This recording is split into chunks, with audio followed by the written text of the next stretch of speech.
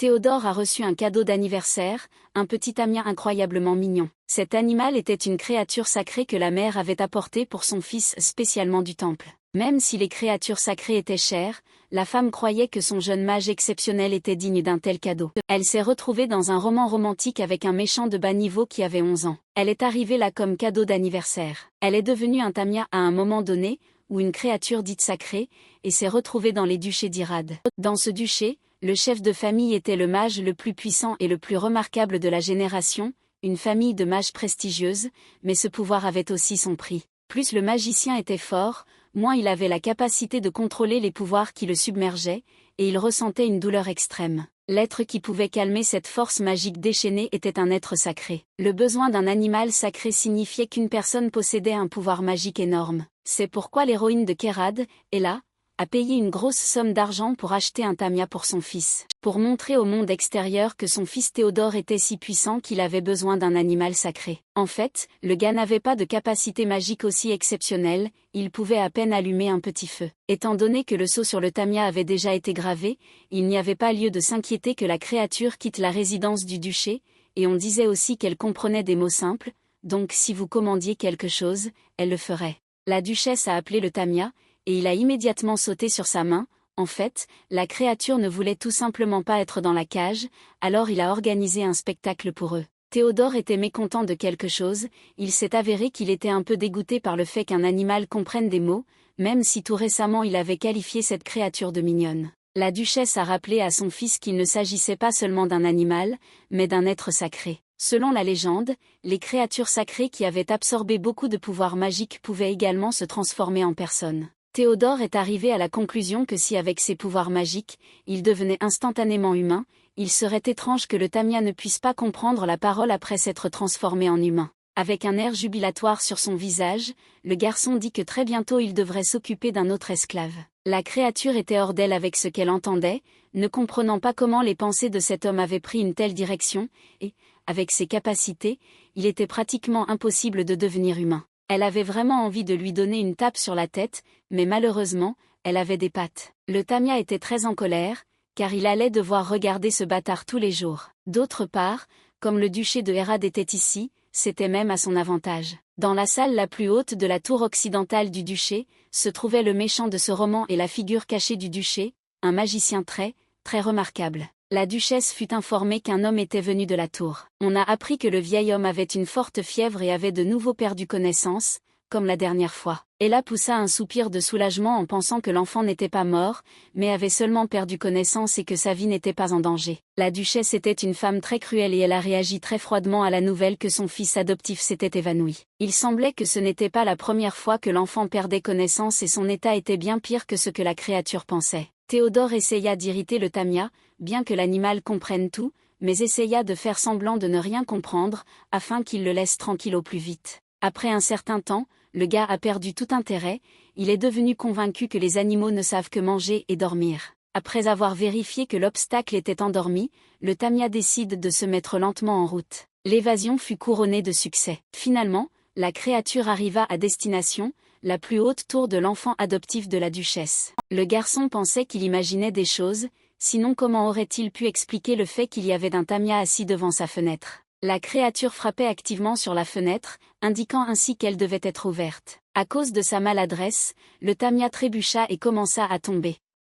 Non seulement elle ne devint jamais humaine, mais elle ne pouvait pas non plus regarder la magie à cause de sa propre stupidité. Le gars a pris ses repères à temps et a quand même sauvé le Tamia. En se retrouvant dans sa main, elle ressentit une sensation incroyable et tremblante. Était-ce vraiment le pouvoir magique de Justine? Il ne la toucha que brièvement, mais déjà une force énorme se faisait sentir. La créature ne pouvait même pas imaginer à quel point c'était douloureux d'avoir un pouvoir aussi incontrôlable, elle devait le calmer le plus vite possible. En touchant son nez, le Tamia a quand même réussi à calmer le pouvoir magique de Justine, et il n'avait plus mal. Le gars réalisa qu'il y avait maintenant un être sacré devant lui. À en juger par le fait que l'animal portait la marque sacrée d'Irad, cela signifiait qu'il s'agissait de l'animal sacré de Théodore, auquel cas Justine ne comprenait pas ce qu'il faisait avec lui. Le Tamia trouvait ce type plutôt mignon, peut-être parce qu'il était encore très jeune et ne pouvait pas être qualifié de méchant. Justine Irad était le méchant principal de ce roman. Alors qu'il était encore enfant, sa mère, l'ancienne duchesse, a quitté ce monde. Le duc Hérad s'est remarié avec Ella et Théodore est né. Après un certain temps, le duc fut envoyé à la guerre et Justine fut laissé seul au moment où il avait le plus besoin d'amour. Pour couronner le tout, à l'âge de 10 ans, il a commencé à développer des capacités magiques. En raison de son pouvoir magique incontrôlable, il souffrait de douleurs. Qui voulait faire de Théodore son héritier, n'aimait pas ce fait. Sous prétexte que son beau-fils était malade, elle l'enferma dans la tour. Pendant tout ce temps, Justine a vécu seule, souffrant énormément, et selon le plan d'Ella, il devait être envoyé sur le champ de bataille. Dans environ 5 ans, il deviendra un héros de guerre qui aura mis fin à une longue guerre et sera rentré chez lui avec honneur. La tragédie commencera avec son retour. En récompense du héros de guerre Justine, il y aura Lady Muriel, la plus belle fille de l'Empire. Le gars tombera amoureux de la fille au premier regard et voudra gagner son cœur, mais il ne pourra pas changer les sentiments de Muriel, qui est déjà amoureuse du prince héritier. Justine, pris de jalousie, va finalement tenter de tout faire pour les séparer et deviendra finalement le méchant. Le Tamia ne pouvait pas croire qu'un enfant aussi doux et gentil puisse devenir le plus grand méchant de ce monde. Justine a admis qu'il se sentait vraiment bien lorsqu'il touchait la créature, alors il lui a demandé s'il pouvait la caresser un peu. Contrairement à Théodore, le gars était assez poli, donc la créature lui a immédiatement donné la permission. Il était seul dans cette tour depuis très longtemps, et c'était la première fois que quelqu'un restait aussi longtemps avec lui alors qu'il était si malade. Jusqu'à récemment, Justine souffrait beaucoup et se sentait seul, et chaque jour il pensait qu'il aurait été préférable qu'il ne soit jamais né dans ce monde. Tout était comme ça jusqu'à ce que le Tamia vienne à lui. Pour la première fois, grâce à cet animal, le gars n'avait ni douleur ni tristesse. Avec sincérité dans les yeux, il remercia la créature. Le Tamia n'avait qu'une seule pensée, absorber le pouvoir magique et devenir un humain le plus rapidement possible. Avec de l'espoir dans la voix, Justine a demandé si la créature pouvait encore venir à lui demain. Il ne se souciait pas de savoir si le Tamia le calmerait, même s'il lui permettait simplement de le caresser, même si le gars voulait surtout le revoir. La créature accepta, de toute façon,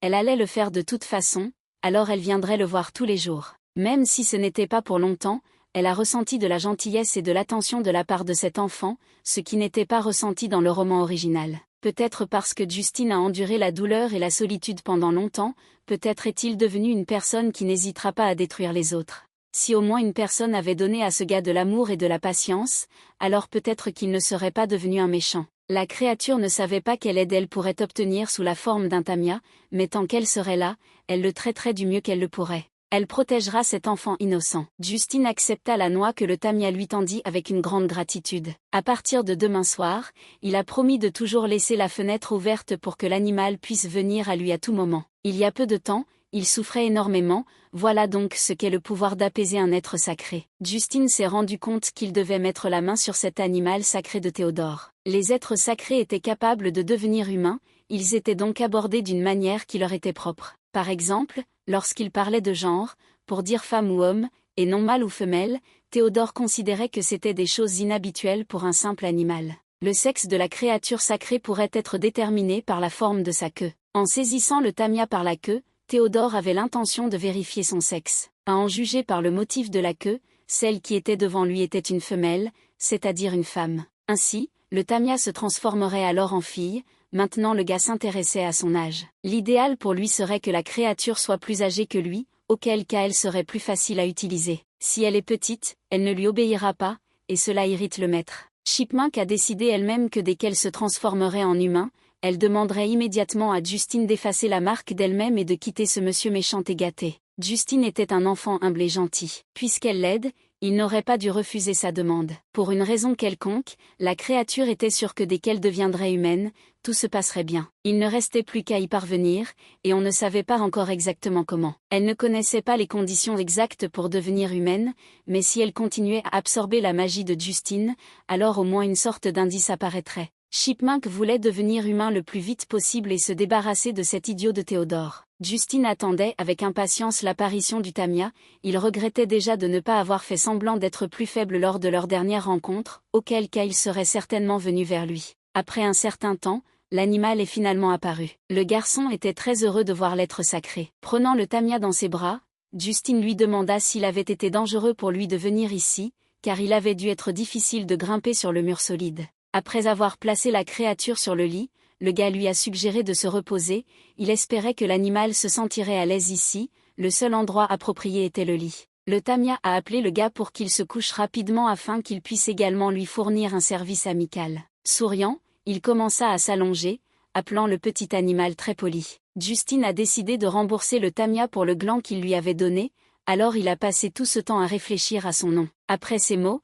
la créature se rendit compte qu'elle n'avait toujours pas de nom. Elle était au bord de la nervosité parce que Théodore l'appelait esclave, et ce gentil garçon ne disait que des choses douces. Après avoir cité tous les noms qui lui venaient à l'esprit, le Tamia les rejeta tous, aucun ne lui plaisait du tout, et de plus, presque tous les noms étaient masculins. Justin réalisa qu'il avait besoin de réfléchir davantage. Assez de temps s'était écoulé depuis que la créature avait commencé à calmer le garçon, mais le pouvoir magique continuait d'être absorbé. Peut-être était-ce parce qu'elle l'avait déjà vécu une fois, et qu'elle pouvait donc en absorber beaucoup plus que la veille. Si cela continue, il semble que le Tamia traversera la frontière. La créature était contente d'elle-même, car aujourd'hui elle avait également absorbé avec succès des pouvoirs magiques. Quelque chose a commencé à arriver à son corps et après quelques secondes, le Tamia s'est transformé en un humain, en une douce fille. Justin ne s'attendait clairement pas à cette tournure des événements. Elle est vraiment devenue humaine. C'était incroyable et surprenant, la fille avait une voix jeune et de petites mains. Justin lui a tendu une couverture et lui a demandé de se couvrir en premier. Voyant la surprise sur le visage du garçon,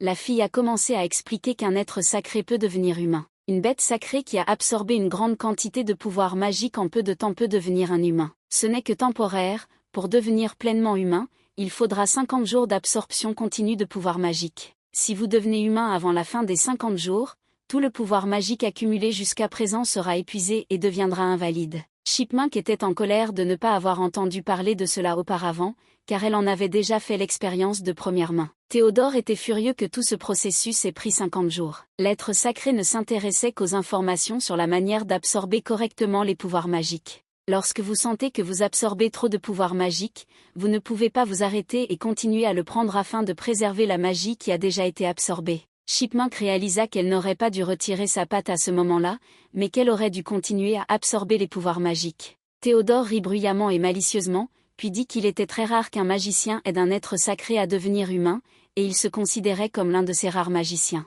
Si le Tamia absorbe les pouvoirs magiques de Justin pendant 50 jours, il deviendra humain. Le petit animal pensait que si le gars connaissait cette information, il serait plus facile de s'entraider.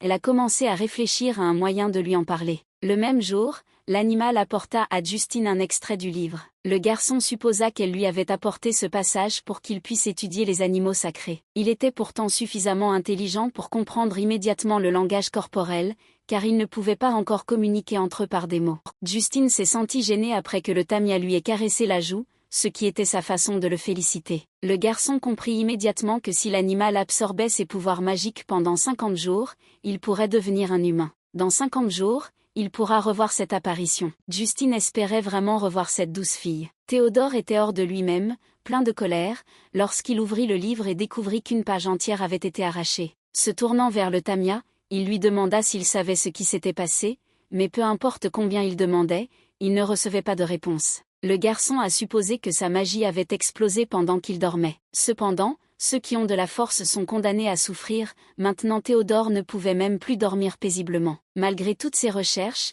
il n'y avait aucune trace de la page manquante nulle part. Il a commencé à pleuvoir dehors, et Théodore était très content de ce temps. Il saisit brusquement le Tamia, en disant que l'esclave avait suffisamment dormi. Il allait montrer quelque chose d'intéressant au petit animal, mais l'animal sacré ne comprenait pas ce que cet idiot voulait d'elle, car il pleuvait dehors. À en juger par ce que ce type aimait, il était vraiment fou. Il s'est avéré que le jour où il pleuvait, le patient a commencé sa promenade. C'est Justine qui a été emmenée dehors dans un temps aussi terrible. Théodore se moqua de son frère, faisant référence au fait que c'était censé être l'ordre du médecin, comme si c'était bon pour le garçon de se mouiller sous la pluie. Ce méchant type riait bien, il riait du fait que son frère avait de la fièvre et qu'une promenade sous la pluie était le traitement approprié. Un enfant qui souffrait déjà de pouvoirs magiques a été forcé de suivre une telle méthode charlatanique, il semblait que tout le monde dans le duché était vraiment fou. Chipmunk se demandait quoi faire, Justine avait l'air si pauvre. De telles promenades affaibliront encore plus son corps. Jetant l'animal sacré de côté, Théodore se prépara à aller aider à soigner son malheureux frère. Chipmunk savait qu'il n'était pas question d'aide, seulement d'intimidation du gars. Maintenant que Théodore allait là-bas, Justine serait encore plus malmenée, alors le petit animal décida d'aller rapidement l'aider. Elle ne savait pas de combien de noix elle pourrait avoir besoin, mais elle devait en ramasser autant qu'elle le pouvait, et même les mettre dans sa bouche. L'être sacré savait que Justine avait désespérément besoin de son aide en ce moment. La duchesse a remarqué que son fils aîné était en bien meilleure santé que d'habitude. Avec incrédulité dans la voix, elle a demandé au médecin si le traitement se déroulait comme il le devait. L'homme s'est excusé auprès de la dame, disant qu'apparemment la santé de Justine s'était un peu améliorée au cours des derniers jours, mais qu'il n'y avait pas lieu de s'inquiéter. Pour le magicien, l'hypothermie était un médicament spécial. Il a plu jusqu'au soir. Si Justine reçoit un traitement plus longtemps que d'habitude, il reviendra à son état antérieur. La duchesse était d'accord avec le médecin, le considérant comme capable, et elle croyait donc qu'il prendrait bien soin de Justine à l'avenir.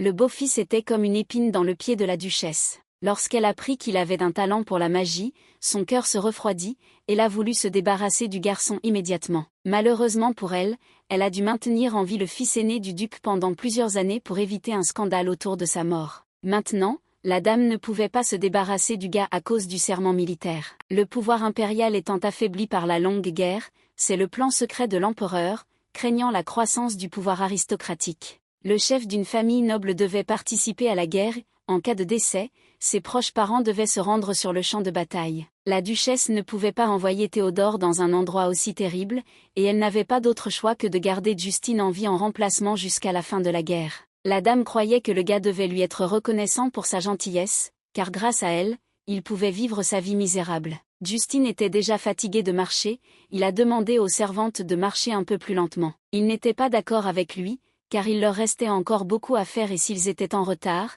il y aurait des problèmes. Les servantes ont demandé au maître de suivre plus attentivement les instructions du médecin. De près, la situation semblait plus grave, Justine souffrait tellement, mais personne ne lui montrait la moindre sympathie. Chipmunk était très sérieux, dans l'histoire originale il n'y avait personne du côté du gars, mais maintenant elle était prête à se battre avec lui. L'animal sacré lançait des noix directement sur les servantes, les frappant dans les yeux et les privant ainsi de la capacité de voir pendant un certain temps. En remarquant les noix et les glands, Justine comprit immédiatement de qui il s'agissait. Au loin, il remarqua un tamia, mais ne comprit pas ce qu'il essayait de lui dire.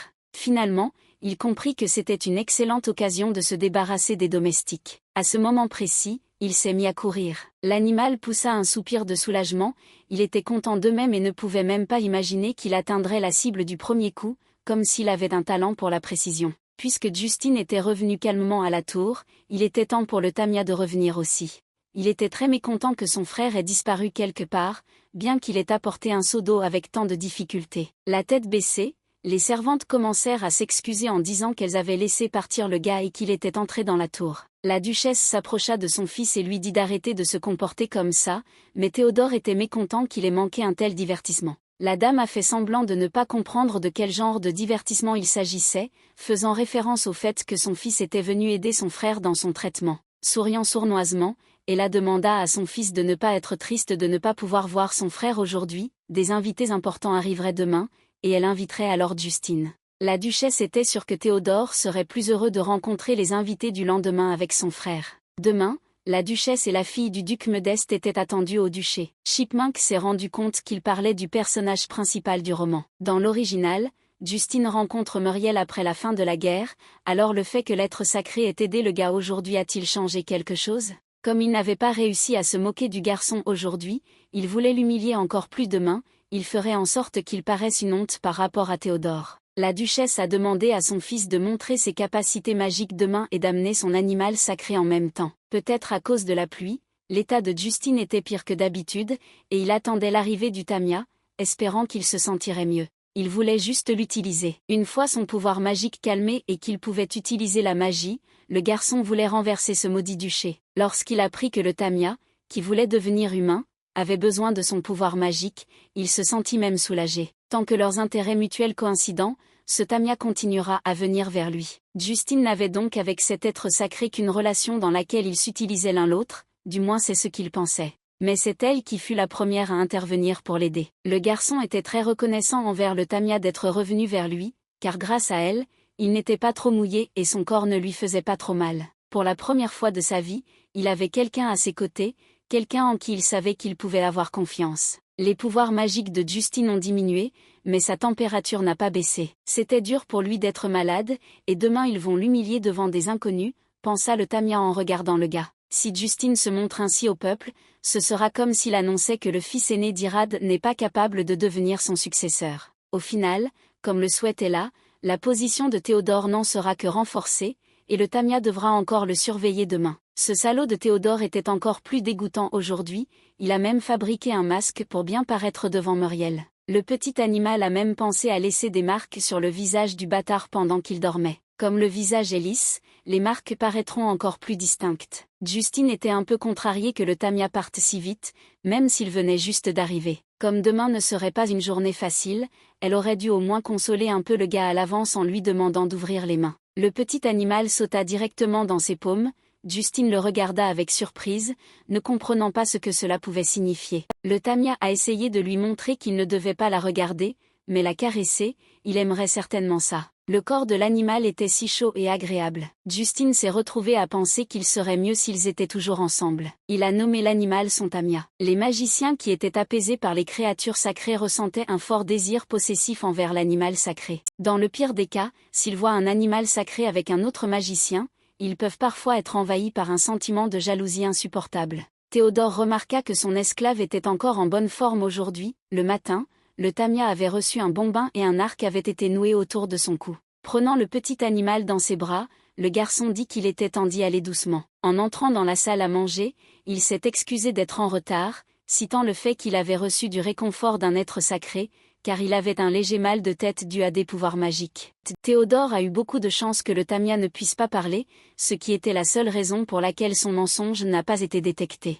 Muriel était une fille incroyablement belle, vraiment, comme la plus belle fille du monde. Le petit animal était très intéressé par la réaction de Justine, il avait dû tomber amoureux au premier regard d'une telle beauté. Chipmunk ne comprenait pas ce qui se passait, pourquoi le gars la regardait si intensément et pas l'invité. Lady Muriel était ravie lorsqu'elle vit la créature sacrée, car c'était la première fois qu'elle voyait un tel animal, il n'y en avait pas beaucoup, donc c'était assez difficile de les trouver. Sa mère fut également surprise, devant elle était assis un duc avec une magie si exceptionnelle que même un être sacré était requis. La dame attira l'attention sur la ressemblance du plus jeune fils du duc avec son père, et Théodore répondit avec embarras qu'il n'était pas encore assez bon pour être comparé à son père. Seul le Tamia comprit que si la duchesse avait élevé son fils pour qu'il soit un escroc, il aurait obtenu un plus grand succès. Lady Muriel était désireuse de savoir comment Théodore recevait du réconfort de la part de l'être sacré. Elle a entendu dire que cela se produit par contact. Le jeune monsieur pressa le front du Tamia, montrant que ce contact était suffisant pour son petit animal. Théodore a ajouté qu'en recevant le calme de cette façon, la douleur disparaît et il se sent mieux. À ce moment-là, l'animal a ressenti des vibrations. Le verre de Justine s'est cassé, le gars était probablement très jaloux de l'animal et sa magie est devenue incontrôlable. La duchesse a immédiatement commencé à justifier cette action, citant le fait que son beau-fils était malade et avait l'air très mal maintenant, mais dans un endroit aussi important, il faut se contrôler. Chipmunk pensait que c'était étrange qu'elle ait calmé Justine hier, mais pour une raison quelconque, la magie faisait rage aujourd'hui. Elle a supposé que cela pouvait être dû à la pluie, alors elle a décidé de vérifier l'état du gars. L'animal trébucha et commença à tomber, mais Justine le rattrapa à temps, l'avertissant d'être un peu plus prudent, sinon il pourrait tomber. Le gars murmura à peine qu'il n'était pas nécessaire de prendre des risques là où il n'était pas, sinon il ne pourrait pas la protéger. Chipmunk ne comprenait pas pourquoi il disait quelque chose comme ça d'une manière aussi agaçante. Théodore remercia son frère, lui tendit la main et demanda avec insistance qu'on lui rende son Tamia. En regardant son frère dans les yeux, Justine lui demanda si c'était sa créature, puis quel était son nom. Cette question laissa le gars dans la stupeur. Le frère aîné expliqua au cadet que devant des invités importants, il ne pouvait pas dire si cette chose était la sienne ou non, mais à en juger par la réaction, il n'avait toujours pas décidé du nom de sa créature sacrée. Théodore se rendit compte que pendant tout ce temps, il avait simplement appelé le Tamia un esclave, sans même penser au fait qu'il devait avoir un nom. Les frères commencèrent à régler activement les choses entre eux, mais Lady Muriel les interrompit et leur proposa son aide. Elle était heureuse de trouver un nom pour le Tamia, et de plus, elle le trouvait très mignon. Théodore a immédiatement repris cette idée en disant que si Milady trouvait un nom, ce serait un honneur pour son Tamia. Le petit animal considérait ce moment comme idéal pour changer d'air. Muriel a remarqué la queue luxuriante et très mignonne, les yeux sombres et incroyablement beaux. Après quelques secondes, Milady a suggéré de nommer l'animal Kylie. La mère de la fille a dit que ce nom était très beau. La duchesse a qualifié les capacités de Milady d'exceptionnelles. Théodore a immédiatement accepté ce nom, faisant référence au fait que le Tamia l'aimerait. Le petit animal n'était pas du tout ravi de son nom, le considérant comme complètement de mauvais goût, mais malheureusement, elle ne pouvait pas s'y opposer. Muriel salua gentiment Kylie par son nom, disant qu'elle était très heureuse de la rencontrer, puis attacha son cadeau à sa patte, c'était un fil d'or. Le Tamia a essayé de montrer par toute son apparence qu'il était très reconnaissant pour un cadeau aussi merveilleux. Théodore appela aussitôt sa créature sacrée à lui, ajoutant à la fin qu'elle devait retourner auprès de son maître. Le gars ne s'est même pas rendu compte que son petit animal ne pouvait pas supporter son maître. Cependant, si elle se montre méchante ici, Théodore pourrait commencer à exprimer sa colère. Kylie a couru vers le maître, il lui a immédiatement caressé la tête en disant qu'elle était intelligente et qu'elle obéissait bien à son maître, probablement parce qu'elle l'avait calmé et avait continué à communiquer avec lui. Justine était simplement assis en silence, la tête baissée, il était incroyablement triste et offensé. La fille savait qu'elle n'aurait pas dû envoyer cette créature sacrée. Ses pensées furent interrompues par le monsieur qui recevait le rapport. La jeune fille se tourna vers lui et lui demanda immédiatement si le Tamia vendu au duché d'Irad devait vraiment être rendu.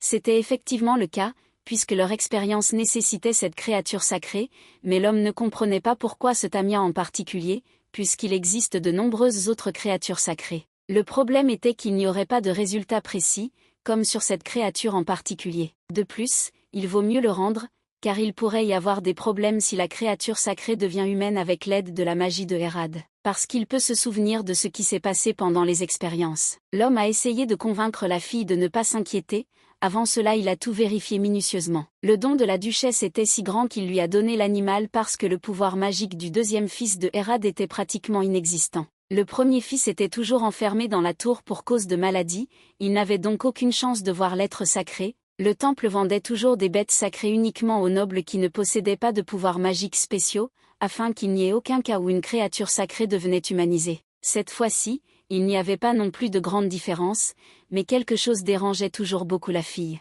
Elle était sûre qu'il y avait une possibilité que le pouvoir magique du premier fils soit tout à fait décent, et il ne pouvait être exclu qu'il rencontre la bête. Ce qui était le plus important dans cette expérience était qu'il fallait avoir exactement ce Tamia, alors elle a exigé qu'il lui soit rendu le plus tôt possible. L'homme a accepté à contre-séhur, même s'il croyait que son partenaire s'était une fois de plus accroché à lui et ne l'écoutait pas du tout, mais il a quand même promis de trouver une raison et d'essayer de rendre cette créature sacrée. Justine était si heureux de revoir Kylie à sa fenêtre qu'il lui a demandé d'arrêter de frapper à chaque fois. Il lui avoua avec une sincérité absolue qu'il l'attendait à chaque fois avec une grande impatience. En effet, son visage s'illuminait toujours lorsqu'il voyait Kylie. Cela faisait plus de 40 jours que le Tamia avait absorbé les pouvoirs magiques de Justine, et son teint avait visiblement sensiblement changé. À un moment donné, il a commencé à sentir le savon. L'homme sentit un regard perçant sur lui et demanda à l'animal pourquoi il le regardait si intensément. Kylie essayait de lui montrer qu'elle allait le calmer et qu'elle avait besoin de son front pour le faire. Justine a demandé de commencer les choses lentement aujourd'hui parce qu'il savait qu'elle partirait dès qu'elle l'aurait calmé. Le gars l'a supplié de rester avec lui un peu plus longtemps. En le regardant dans de tels moments, Kylie réalisait qu'il était encore un enfant devant elle. Justine a remarqué que le Tamia aimait jouer avec ses cheveux. Ils étaient très doux et agréables au toucher. Le gars a remarqué le fil d'or que Milady avait attaché. Kylie le portait toujours avec elle. Justine a décidé d'exprimer son opinion, en disant que le nom Kylie ne lui convenait pas, mais qu'un nom plus charmant et mignon lui conviendrait. Alors à partir de maintenant, il a commencé à l'appeler Lily. Le Tamia n'aimait pas non plus ce nom, cependant, elle s'était déjà habituée au nom de Kylie, mais si elle abandonnait le nom de Lily, cela pourrait contrarier Justine. Le gars pensait que ce nom était plus mignon et beaucoup plus lumineux. Se tournant vers Lily, il lui demanda si leur rencontre était une coïncidence. À un moment donné, il a commencé à lui sembler que leur rencontre était inévitable. Chipmunk ne pouvait pas dire un mot, mais elle avait pour objectif de retrouver Justine après être venue dans ce monde, il est donc vrai que cette rencontre n'était pas du tout accidentelle. Le fait qu'une si petite et jeune Lily ait essayé de le protéger est devenu un événement spécial et précieux pour le gars. Il lui promit donc qu'il lui donnerait beaucoup plus d'or plus tard. Il lui donnera de nombreuses pièces et lui donnera tout ce que Lily désire. Justine a promis qu'il rendrait cet animal sacré beaucoup plus heureux qu'en étant avec Théodore. Le gars a juré qu'il la protégerait à partir de maintenant. Lily savait qu'il était un imbécile, car bientôt il serait emmené sur le champ de bataille, il recevrait les potions apaisantes développées par le temple,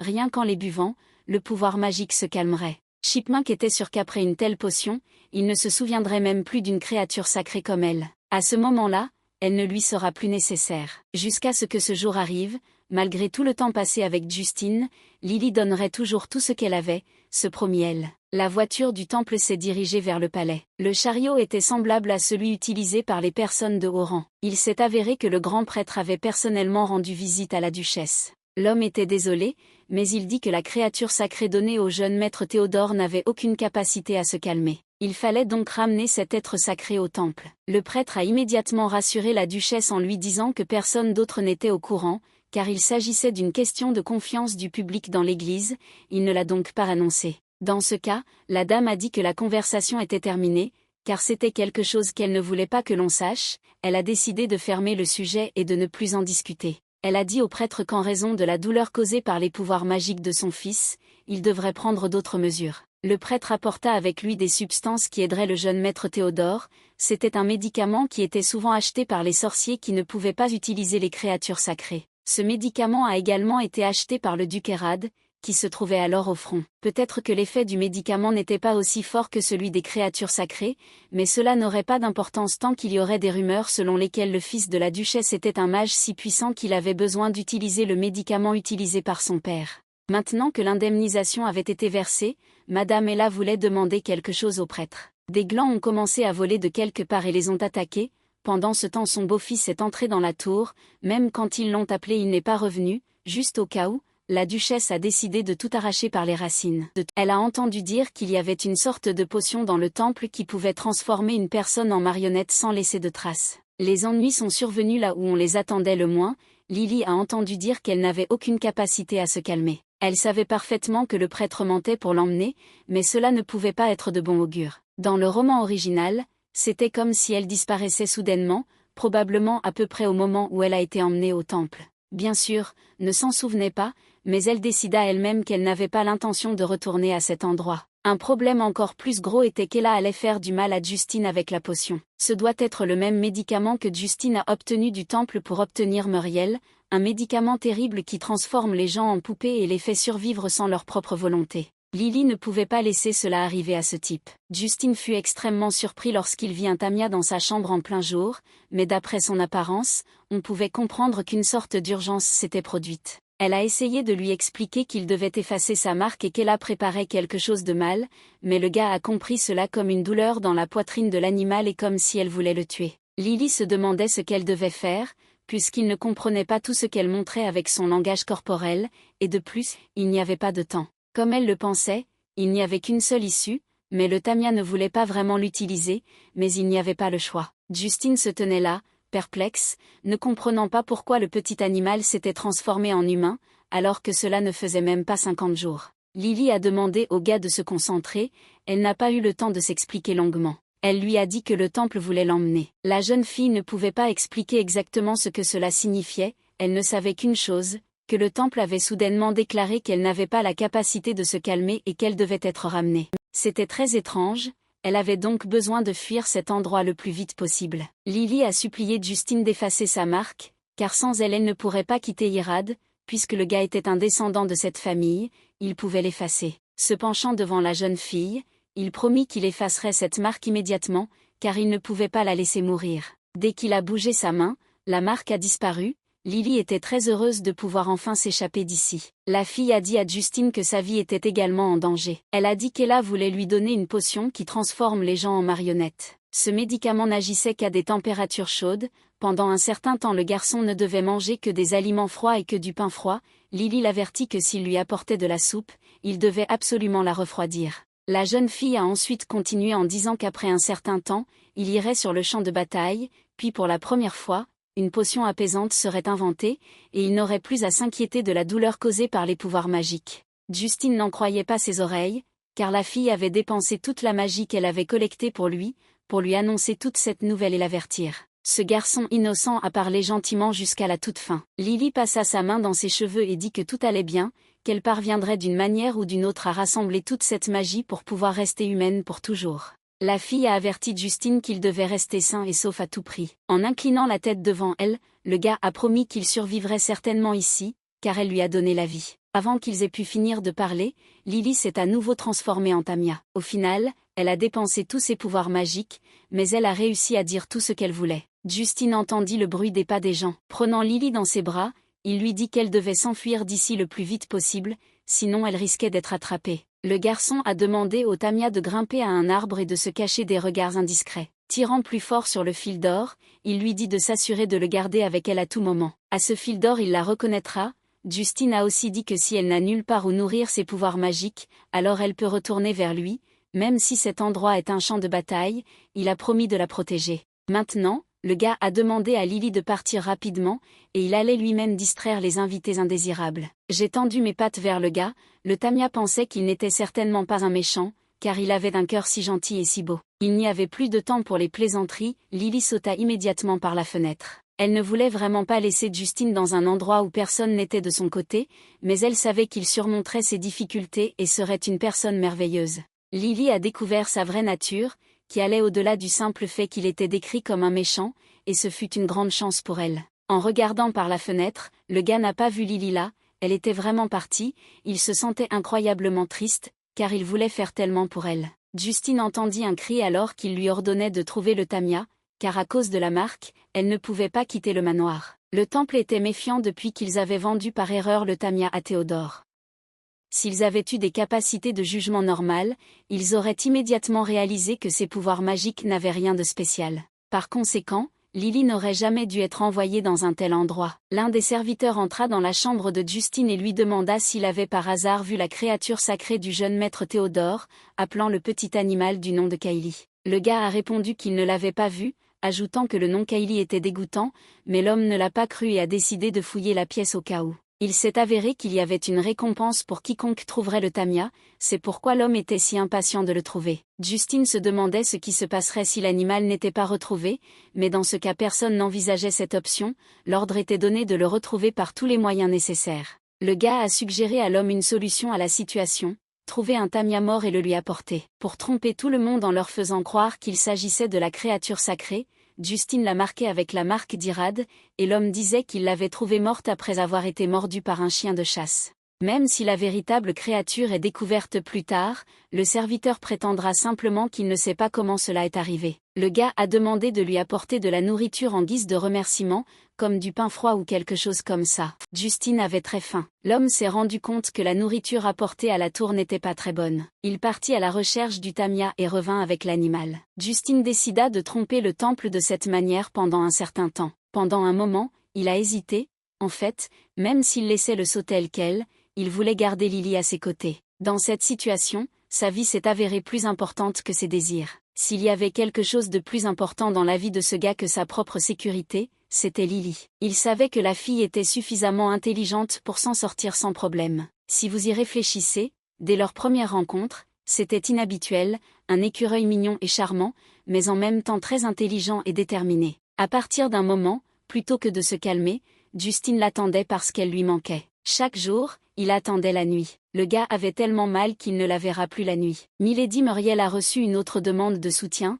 bien que tout le monde traversait une période difficile, mais ce montant était trop important. La situation financière ne permettait pas de satisfaire les revendications des domaines, mais étant donné leur proximité avec la ligne de front, elle ne pouvait être ignorée. La dame ne savait pas quoi faire, il serait préférable qu'à un tel moment quelqu'un puisse l'aider. Soudain, quelqu'un a frappé à la fenêtre, Muriel a eu peur, car la chambre était au 2e étage. J'ai regardé par la fenêtre et j'ai vu un Tamia avec ce même fil d'or attaché à sa jambe. La dame était incroyablement heureuse lorsque Kylie est revenue à la raison. L'animal a mangé les noix avec grand appétit, car il avait incroyablement faim. Muriel était incroyablement heureuse que son invité ait un si bon appétit. Elle s'inquiétait de savoir comment il se faisait que le Tamia soit venu ici, puisque sa maison était assez éloignée du duché de Hérad. La dame a promis de reprendre l'animal pour ne pas s'inquiéter, mais ce n'était pas ce dont Kylie avait besoin. Le Tamia a essayé de montrer par toutes ses actions qu'elle n'avait pas le droit d'être là, puisqu'elle s'est à peine échappée de là. Elle commença à réfléchir à ce qu'elle devait faire,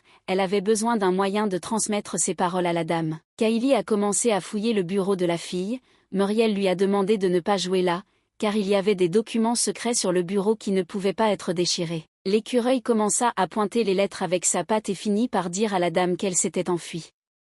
Dès que Muriel s'en rendit compte, elle fut immédiatement très indignée que l'animal ait été victime de mauvais traitements dans le duché. Elle a commencé à lui caresser la tête, maintenant la dame comprenait pourquoi Kylie s'était enfuie et est venue vers elle. À bien y penser, lors du dernier goûter, le caractère de Monsieur Théodore n'a pas semblé bon à la jeune fille, il a traité son frère aîné terriblement, puis il s'est comporté encore pire avec l'animal qui ne pouvait pas parler. Marielle a promis au Tamia qu'elle la protégerait et ne la ramènerait jamais au duché d'Irad. Le prêtre rapporta à Chloé que l'affaire de la créature sacrée avait été bien traitée. Le jour où l'homme est allé le rendre, un chien de chasse l'a mutilé à mort. La jeune fille a précisé si l'animal était mort ce jour-là ou un autre. Le prêtre a dit que l'animal est mort ce jour-là. Il semble que la famille du duc n'en ait pas pris bien soin, ainsi que l'homme devant la potion que la duchesse avait demandée, mais c'était dans le plus strict secret. Chloé avait un mauvais pressentiment à ce sujet, car le temple n'avait pas réglé le problème tout seul. Le prêtre a essayé de calmer la fille, car il semblait qu'elle était trop obsédée par cet animal sacré, très probablement les Héras d'eux-mêmes y étaient pour quelque chose, car ils ne voulaient laisser aucun regret. Habituellement, les êtres sacrés n'avaient pas un fort désir de devenir humains, il n'y avait donc pas lieu de s'inquiéter, et il en était de même pour cet être sacré. Le plan pour devenir humain s'est déroulé sans problème. Kaili avait accumulé suffisamment de pouvoirs magiques. À cette époque, elle supposait que Muriel avait beaucoup de pouvoirs magiques. C'était un énorme pouvoir magique, le même que celui de Justine. Ce niveau de pouvoir magique était très stable, le Tamia était surpris que la fille n'ait pas de créature sacrée, ne comprenant pas comment cela était même possible. Milady est finalement arrivée, mais elle avait l'air assez mal en point. Elle a admis qu'aujourd'hui a été un peu difficile. Muriel a reçu des lettres d'Ered disant qu'ils n'étaient plus en mesure de payer leurs impôts, la dame savait que cela devait être difficile car il y avait une guerre en cours. Kaili n'en croyait pas ses oreilles lorsque l'Empire tout entier apprenait que la guerre avait lieu et que la famille de Madame continuait à soutenir les troupes sans percevoir aucun impôt. Bien que dans l'original, Muriel était belle et gentille, on disait qu'elle était loin de la politique et de la gouvernance, elle était donc facilement influencée par ce qui se disait autour d'elle, de sorte que le destin de Modeste a soudainement commencé à s'effondrer. À en juger par ce que la fille a fait pour le Tamia, il était déjà clair pour Kaili que la dame avait décoré son lieu de résidence de manière trop luxueuse. En désignant la cheminée et le bois de chauffage, Kaili a aidé Muriel à résoudre son problème, car Ered était un endroit chaud, il n'y avait pas besoin de bois de chauffage et ils pouvaient payer leurs impôts avec du bois de chauffage.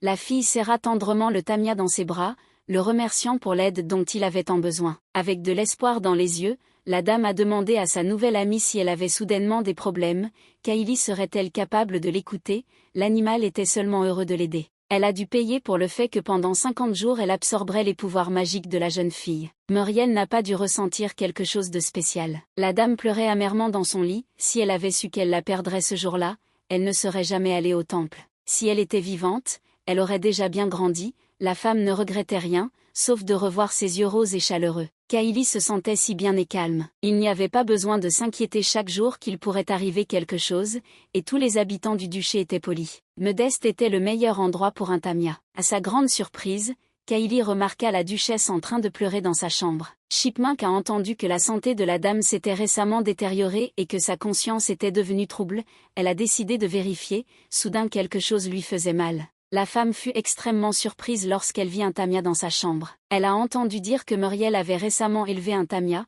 alors il est venu la voir lui-même. Kaili regarda la mèche de cheveux dans les mains de la duchesse, la dame dit que c'était les cheveux de Leia. C'était une belle enfant avec des cheveux châtain clairs et des yeux roses chaleureux. Kaili s'est rendu compte qu'il parlait du deuxième enfant dont on parlait à l'époque. Au dîner, la duchesse Erad demanda s'il y avait des nouvelles du deuxième enfant, faisant semblant d'être désolée, elle ajouta que des enfants disparaissaient souvent à Modeste. En regardant Muriel, elle a dit qu'au moins la deuxième fille avait bien grandi. La duchesse Modeste a confirmé que les disparitions dans son duché surviennent souvent lors du deuxième ou du troisième enfant. Elle fut donc très prudente avant de la laisser dans le duché. Le jour du premier anniversaire de l'enfant, la duchesse est allée se faire baptiser et sur son chemin elle a rencontré des voleurs. Kaili s'est rendu compte que la dame avait perdu son enfant ce jour-là et que son corps était devenu faible. Le Tamia voulait en quelque sorte remonter le moral de la femme, elle tomba sur le dos et commença à pointer son ventre, faisant allusion, essayant de dire que si la duchesse le caressait, son humeur s'améliorerait instantanément.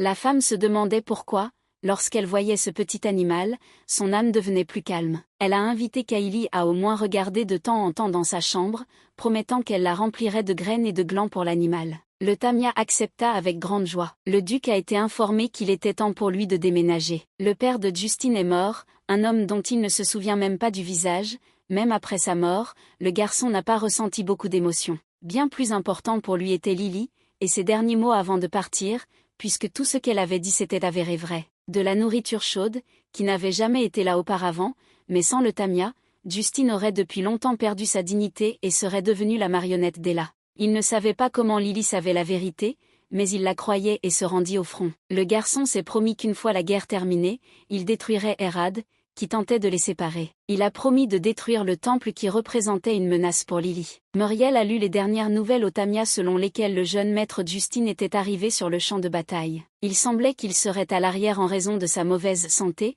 et Milady savait qu'il ne pouvait pas aller sur le champ de bataille avec un corps malade. Pour un garçon, le champ de bataille était plus sûr que le duché, mais il devait quand même être prudent. Muriel caressa tendrement le Tamia et dit qu'après être allé voir sa mère, son état s'était amélioré et que grâce à l'animal, les choses s'étaient bien passées dans le domaine. Kylie se sentait beaucoup plus reconnaissante envers cette fille, car elle avait rassemblé tout le pouvoir magique pour devenir humaine. Elle pourra redevenir humaine, Muriel doit être très surprise, mais le Tamia a décidé de devenir d'abord humain, puis de tout expliquer immédiatement. La dame a demandé à l'animal où elle avait couru si brusquement. Quelques secondes plus tard, une fille est apparue devant Muriel et a immédiatement commencé à crier qu'elle allait tout expliquer tout de suite. La duchesse entra dans la chambre de sa fille à ce moment précis, elle allait lui parler. À ce moment précis, la femme se figea, elle vit des cheveux douloureusement familiers et des yeux roses. Elle a crié le nom de sa fille Léa à travers la pièce. La duchesse marchait joyeusement vers la jeune fille. Elle était folle de bonheur, elle répétait sans cesse que Dieu avait entendu ses prières. Muriel essayait de calmer sa mère. Soudain, la femme a perdu connaissance. Kylie se figea de surprise, ne sachant pas quoi faire, ce n'était pas comme ça qu'elle imaginait se transformer en humain. Le médecin traitant du duché de Modeste informa Milady que sa mère venait de s'endormir. La jeune fille était très inquiète de l'état de la duchesse, mais le médecin la rassura en lui disant qu'elle se réveillerait dans quelques instants. Il supposa que l'apparition d'un homme semblable à celui qu'elle désirait tant avait fait vaciller la conscience de la duchesse pendant un moment. C'est parce qu'elle essayait toujours de trouver une deuxième maîtresse. Les mesures nécessaires ont été prises, mais le médecin s'inquiétait de ce qui pourrait arriver après le réveil de la dame. Si cette fille n'est plus là, elle pensera à nouveau qu'elle a perdu sa fille et la situation pourrait empirer. Le médecin pensait que la stabilité mentale et physique était très importante dans un tel moment, il a donc suggéré de laisser Kylie dans le manoir pour le bien de madame. Sur ce, il prit congé. Muriel a commencé la conversation en premier, s'excusant auprès de Kylie, elle a demandé si la fille avait très peur. Il s'est avéré que sa petite sœur avait également les cheveux bruns et les yeux roses, tout comme Kylie, et il semblait que pendant un moment, sa mère était dans l'illusion. La jeune fille a immédiatement commencé à s'excuser auprès de la dame pour l'avoir autant effrayée. Muriel garda les yeux sur la fille, elle réalisa immédiatement qu'elle était devenue humaine. Il s'est avéré qu'après ce dîner au duché, elle a commencé à lire des livres sur les créatures sacrées. La seule chose que Muriel ne pouvait pas comprendre était d'où Kylie tenait ses pouvoirs magiques, car pour devenir humain, il faut absorber la magie pendant plus de 50 jours. L'être sacré a dû dire que pendant tout ce temps, elle avait absorbé les pouvoirs magiques de la dame, une telle nouvelle a grandement surpris la dame. Elle était surprise car elle n'avait utilisé aucun moyen semblable à de la magie, mais Kylie ne connaissait aucun détail non plus. La seule chose qu'elle savait, c'est que Milady avait des pouvoirs magiques incroyables, et qu'elle les absorbait depuis 50 jours. Pendant un instant, Kylie pensa qu'elle avait mis Muriel en colère avec ses mots, mais la fille fut immédiatement heureuse d'avoir été utile et d'avoir pu aider son amie. Comme l'être sacré n'avait pas de projet particulier pour sa vie future, Milady lui proposa de devenir sa sœur cadette. Cette demande a vraiment surpris la fille. Prenant la main de Kylie, Milady dit qu'elle savait que sa demande était très égoïste, mais sa mère n'avait plus beaucoup de temps. Elle voulait que la duchesse vive le reste de sa vie heureuse, pensant qu'elle avait retrouvé sa fille. Dans l'original, la duchesse Modeste ne pouvait pas supporter le chagrin de perdre sa deuxième fille et avant que Muriel n'atteigne l'âge adulte, elle a quitté ce monde. La dame était une personne gentille et chaleureuse. Milady s'est excusée auprès de Kylie si elle l'avait accablée, mais elle aimerait beaucoup que la jeune fille reste dans le duché. En fait, elle ne voulait pas se séparer d'elle. Grâce à cette fille, Muriel et Modeste ont gagné en vitalité, cela l'a beaucoup aidé que Kylie soit à proximité. Ayant reçu tant d'aide de sa part, Milady trouvait que sa demande lui paraissait terriblement éhontée. La jeune fille s'est levée d'un bond de son siège et a commencé à crier haut et fort qu'au contraire, elle était sans vergogne. Certes, elle n'avait aucune raison de refuser l'offre de Muriel, être la fille adoptive des Modeste présentait de nombreux avantages. Ce n'est pas tout, il y avait des gens dans ce duché qui la traitaient comme un membre de la famille sans aucun mot, maintenant c'était à son tour de lui rendre l'appareil. Kylie a accepté avec joie de devenir Léa. Muriel était heureuse que la fille ait accepté sa demande, elle s'est immédiatement précipitée pour la serrer dans ses bras. En regardant la dame dans les yeux, la jeune fille dit qu'à partir de maintenant, elle compterait sur sa sœur. Puisque tel était le cas, Leia se promit qu'elle essaierait de donner le meilleur d'elle-même dans le poste qu'elle avait reçu. À partir de ce moment, elle a commencé à protéger la richesse et l'honneur des Modestes et à chercher un moyen de sauver la duchesse. Des rumeurs commencèrent à se répandre dans tout le duché selon lesquelles une fille de Sciorta,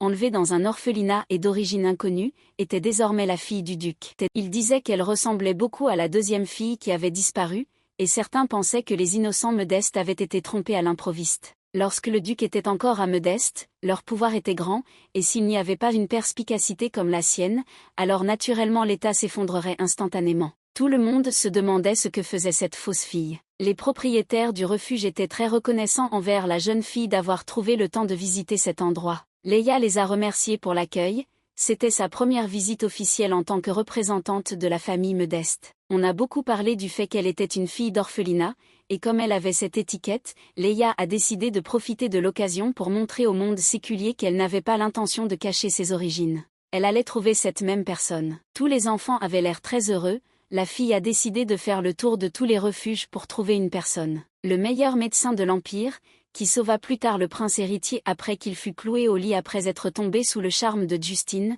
Ronald Cardin. Contrairement aux autres médecins qui ont été soudoyés par Justine, Ronald n'a jamais oublié la miséricorde qu'il a reçue à l'orphelinat Modeste et a sauvé le bien-aimé de Muriel, le prince héritier. Par la suite, Ronald devint le médecin traitant de la famille impériale.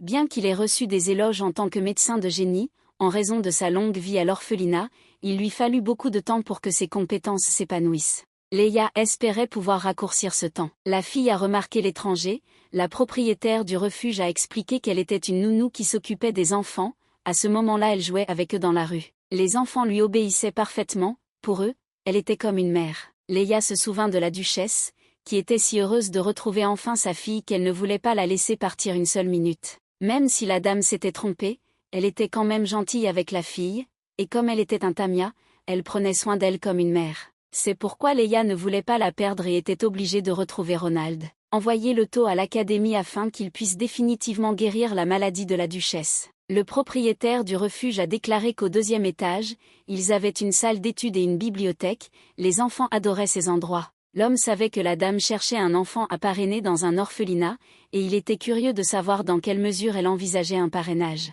Il y eut un bruit étrange venant d'en haut. Le propriétaire du refuge dit que c'étaient les enfants qui avaient encore fait quelque chose de mal, il alla vérifier, laissant Leia regarder autour d'elle toute seule.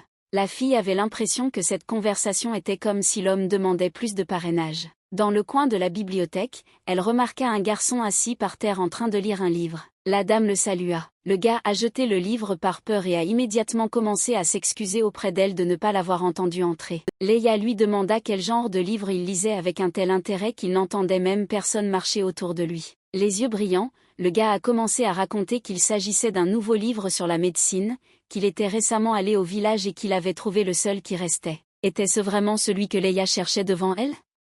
Elle lui demanda immédiatement son nom. Un peu confus, le gars s'est présenté comme étant Ronald Cardin. Ce fut un succès incroyable, et sans cacher sa joie, la jeune fille répondit qu'elle était très heureuse de le rencontrer. Leia lui a immédiatement demandé directement s'il était si intéressé par la médecine, alors s'il aimerait s'inscrire dans une académie de médecine, une question qui a stupéfié le gars. Soudain, le directeur est apparu. À sa vue, Ronald commença à cacher le manuel médical derrière son dos, l'homme lui dit d'être honnête. Le gars a immédiatement commencé à se justifier en disant qu'il ne s'intéressait pas à quelque chose comme la médecine, mais Leia ne pouvait pas comprendre ce qui lui arrivait, car elle savait que ce n'était pas vrai. Le directeur comprit que cela ne pouvait plus durer et se tournant vers la dame, il lui demanda de parrainer leur Ronald. L'homme commença à lui raconter que le garçon s'intéressait beaucoup à la médecine et qu'il était en train de devenir un enfant plutôt intelligent. Il aimerait s'inscrire dans une académie de médecine, mais il ne voulait pas en parler à voix haute car il craignait de devenir un fardeau pour le refuge. Comprenant ses sentiments, il n'avait rien dit jusqu'à présent, mais puisque la dame était venue, une telle opportunité ne pouvait pas être manquée. Ronald interrompit le directeur et commença à crier qu'il n'irait pas à l'académie, que tous ses amis étaient là et qu'il lui suffirait de lire des livres. La femme du directeur est apparue. La femme a dit qu'ils savaient tous comment il regardait la candidature à l'académie tous les jours, les enfants ont également confirmé cela, comment le gars la cache et la regarde secrètement. Léa prit les mains de Ronald et lui dit qu'avec un tel intérêt pour la médecine, s'il manquait l'occasion d'étudier, sa famille au refuge serait bouleversée. La jeune fille jura sous le nom de Modeste que pour pouvoir se concentrer sur ses études sans souci, elle s'occuperait de ce refuge. Elle lui a demandé à nouveau s'il souhaitait commencer activement ses études à l'Académie de médecine. Le directeur a soutenu le garçon de toutes les manières possibles pour qu'il puisse aller à l'école sans se soucier de rien. Ronald était incroyablement reconnaissant envers tout le monde, promettant qu'il deviendrait certainement un bon médecin. Léa avait réussi à trouver un petit ami, il ne restait plus qu'à mettre en ordre les papiers du refuge et la liste des sponsors afin de pouvoir se présenter à sa sœur le lendemain. Si vous y pensez, quand elle était un animal sacré, elle se préparait à rencontrer Justine à cette heure-ci. La fille se demandait sans cesse comment allait le gars, si tout allait bien pour lui. Le duc ramassait souvent des glands et des noix, mais personne ne comprenait pourquoi il les déposait toujours sur la souche la plus proche. Il s'est avéré qu'il appelait ainsi les tamias, dans l'espoir de trouver celui-là. Peu importe combien de fois ses collègues ont vu une expression aussi heureuse sur le visage du duc, il ne pouvait toujours pas s'y habituer. Justine se rappela qu'il avait été appelé parce que la nourriture était en train d'être distribuée et qu'il devait retourner à leur place. Il ne se passait pas un jour sans qu'il cesse de penser à Lily et de se demander si elle allait bien. Lorsque le coucher du soleil commença, il pensa à elle, car c'était le moment où le tamia était censé venir en courant vers lui la nuit. Lorsque la guerre fut terminée, Justine promit qu'il la retrouverait et la rendrait humaine. Pour une raison quelconque, il était sûr que lorsqu'elle deviendrait humaine, elle n'aurait plus de famille ni d'endroit où aller, donc la seule personne pour elle serait lui. Dans le plan idéal de Justine, lui et Lily étaient donc censés devenir la seule famille de l'autre. La fille était heureuse que Ronald aille désormais à l'académie, et le garçon lui était très reconnaissant pour cette opportunité. Il assura à Léa qu'elle n'avait pas à s'inquiéter de la maladie de la duchesse, qu'elle avait mentionnée plus tôt, car il étudierait dur et la guérirait. Ronald l'a également remerciée pour ce qu'elle avait fait pour le refuge.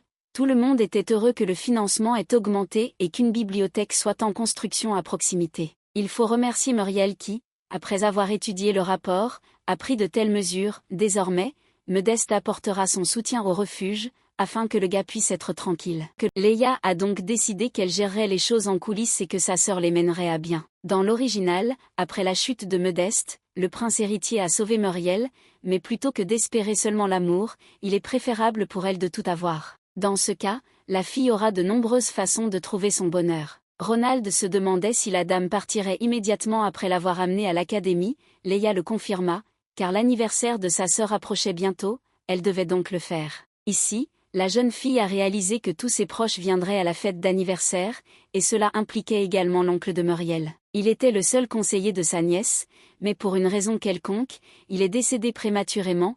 Apparemment la cause du décès était un empoisonnement. Léa a décidé de demander à Ronald ce qu'il savait sur les poisons. L'idée lui vint soudain que sa mère avait finalement été empoisonnée. Le temple était responsable des médicaments toxiques et était strict quant à leur distribution, quel que soit le médecin, il ne pouvait pas avoir une dose mortelle de poison. Bien sûr, que l'empoisonnement ne survienne sur une longue période. Muriel courut joyeusement pour saluer son oncle. Le monsieur est arrivé une semaine plus tôt, la jeune fille était sûre que sa mère serait heureuse de sa visite. L'homme a demandé à sa nièce pourquoi elle s'était enfuie, puisque ce n'était pas la première fois qu'il venait ici et qu'il pouvait entrer lui-même. Milady espérait qu'il était si heureux de la rencontrer, c'est pourquoi il l'a dit. Jetant son manteau, le gentleman demanda à Muriel si elle était saine d'esprit, car il faisait assez froid dehors ces derniers temps. Il craignait que la jeune fille n'attrape froid dans des vêtements aussi légers, comme sa mère était malade, elle devait être forte. C'était le comte Jadon Hébert. Le monsieur a reçu l'information selon laquelle une fille adoptive était apparue dans la maison. Il fut extrêmement surpris que la fille adoptée ait reçu le nom de sa vraie sœur. Muriel a expliqué que sa mère pensait que c'était une Léa parce qu'elle ressemblait beaucoup à sa propre sœur. Milady était sûre que dès que son oncle la verrait, elle lui plairait immédiatement. Elle avait tort d'en être si sûre, car l'atmosphère entre les deux était extrêmement tendue. Maman venait de finir de dîner et dormait, alors Muriel a suggéré de dîner sans elle.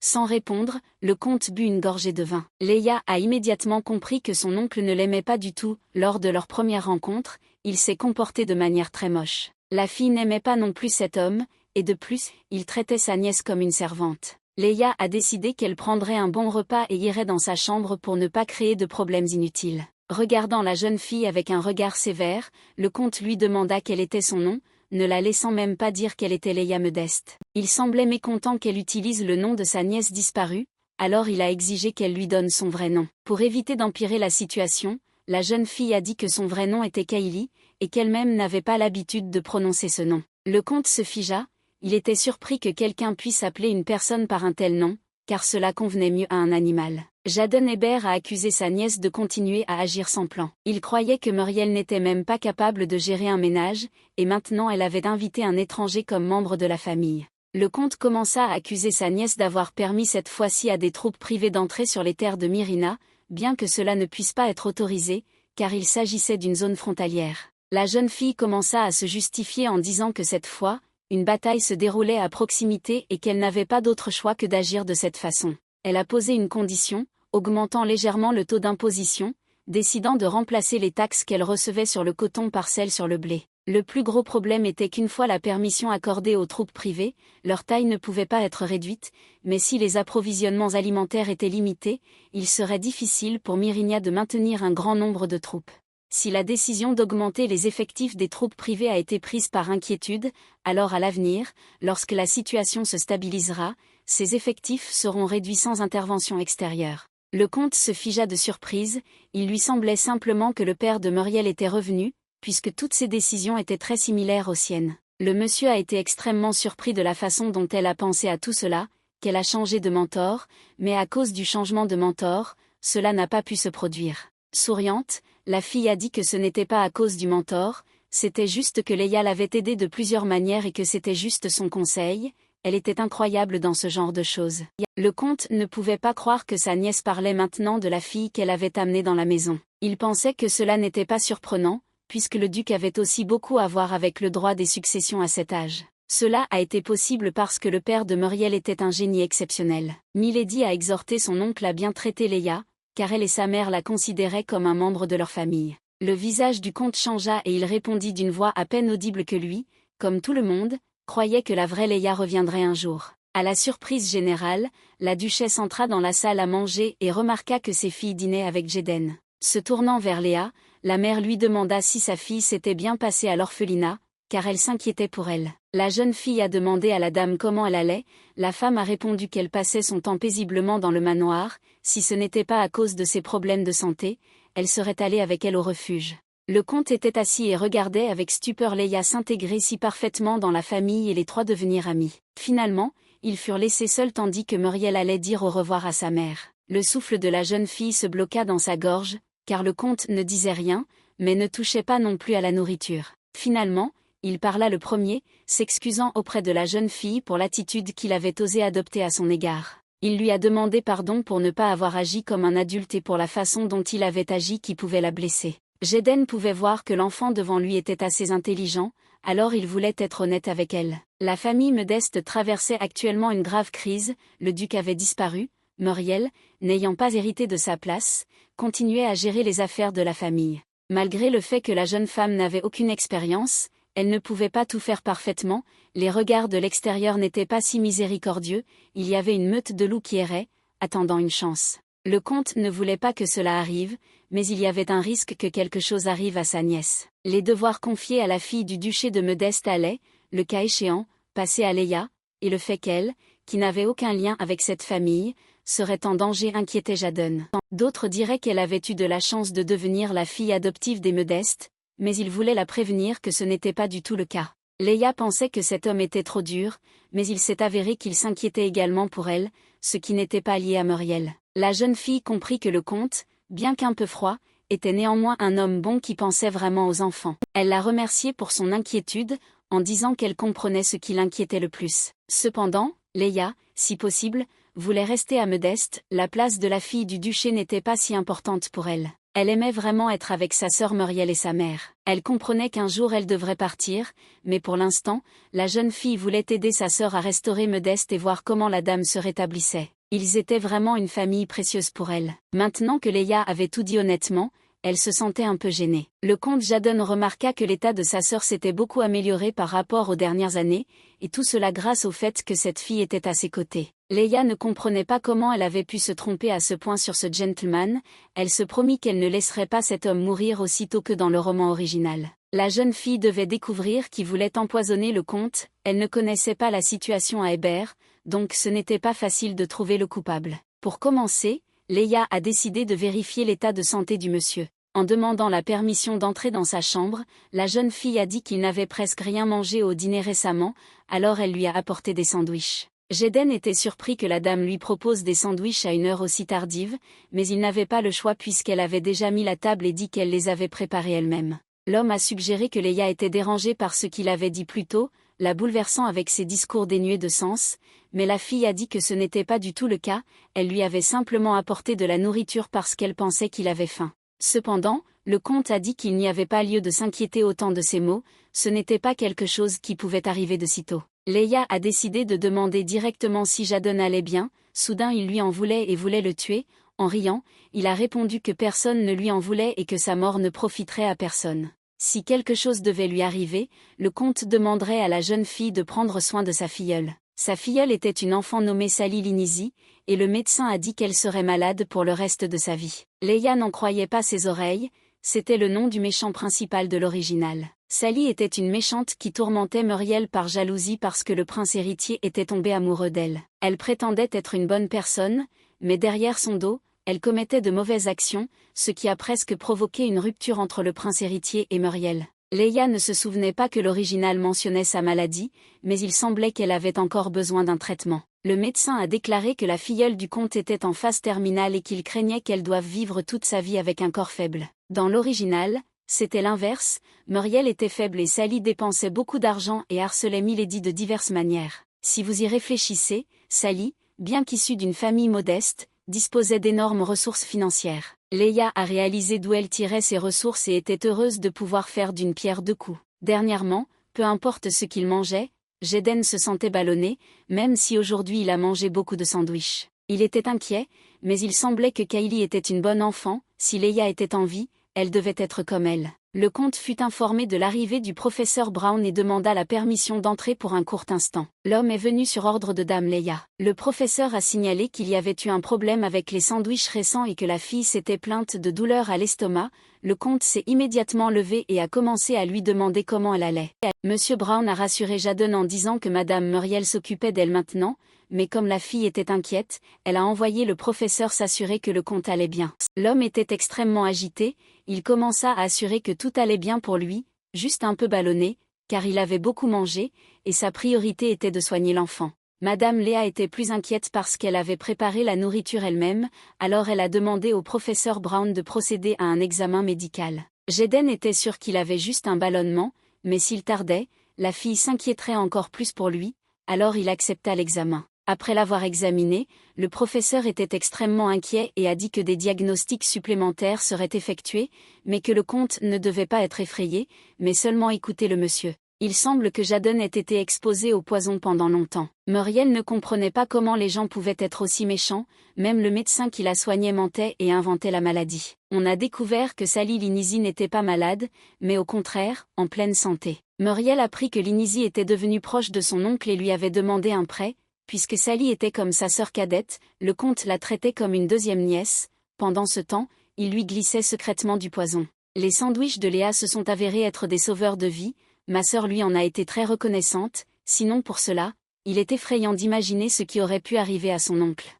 Lorsque la jeune fille accompagnait Ronald à l'académie, il lui a dit que le poison n'était pas excrété, mais accumulé dans le corps, et que si plus d'une certaine quantité s'accumulait, cela pourrait entraîner la mort. De plus, les chances de détection sont faibles car la réaction toxique n'apparaît pas immédiatement lors de l'examen, mais cette méthode n'est pas souvent utilisée car le poison est difficile à obtenir et l'empoisonnement dure longtemps. Il n'y avait qu'une seule façon de savoir si une personne avait été empoisonnée, il y avait une herbe qui poussait uniquement dans le sud, lorsqu'une personne empoisonnée mangeait cette herbe, une réaction se produisait, mais il fallait se faire tester une demi-journée avant. C'est pourquoi Leia a mis cette herbe dans les sandwichs. Elle était très inquiète que le comte refuse l'examen. Muriel dit à sa sœur que son oncle avait réglé toutes les affaires à la maison et qu'il revenait pour remercier son sauveur, et de plus, il voulait l'emmener quelque part. La jeune fille espérait vraiment que l'endroit où il voulait l'emmener n'était pas une prison. Ils descendirent avec le comte dans une sorte de sous-sol, dans lequel il n'y avait pratiquement pas d'éclairage, il était donc difficile de comprendre de quel genre d'endroit il s'agissait. Jaden a amené Leia à l'endroit où étaient conservés les portraits des anciens chefs de la famille Modeste. En désignant l'un des portraits, l'homme a dit que cet homme était l'actuel duc de Modeste, Oscar Modeste. Traditionnellement, les Modeste étaient appelés guerriers, Maintenant que Léa était arrivée à cet endroit, elle le croyait. Le gendre du comte était vraiment un homme à imiter, et il le suivait et le respectait comme un frère. C'est peut-être pour cela que, lorsqu'il se passe quelque chose d'important, il vient ici par habitude. Le comte Jadon voulait promettre à son respecté gendre qu'il n'oublierait pas la gentillesse de Léa, car sans elle, il serait mort empoisonné. La dame commença à se justifier en disant qu'elle n'avait aucun mérite dans tout cela, puisque tout était arrivé par accident. Muriel ne le savait pas, mais lorsqu'ils se rendirent au temple pour baptiser Léa, la personne qui les accompagnait était le comte Jadon. Sa sœur a insisté jusqu'au bout qu'elle ne baptiserait pas, a dit qu'elle laisserait la jeune fille dans la maison privée, mais le monsieur a demandé à la prendre. Après l'attaque, lorsqu'il a repris connaissance, la fille avait disparu. Peut-être le comte savait-il que la famille Linisi était suspecte à bien des égards. À cause de son sentiment de culpabilité envers Sally, qu'il considérait comme une remplaçante de Léa, il ferma les yeux sur tout. S'il n'y avait pas madame, il serait encore dans le passé et ne saurait pas ce qui était si important pour lui. Le comte Jadon était très reconnaissant envers Léa. Depuis le sandwich et le diagnostic de ce jour-là, parce qu'elle le considérait comme un membre de la famille, tout s'est déroulé pour le mieux. Le monsieur a promis qu'il ne ferait plus les mêmes erreurs du passé et qu'il ferait tout ce qui était en son pouvoir pour sa deuxième nièce, qui se tenait juste devant lui. Léa se sentait très confiante à ce moment-là, car elle avait désormais un allié très sage.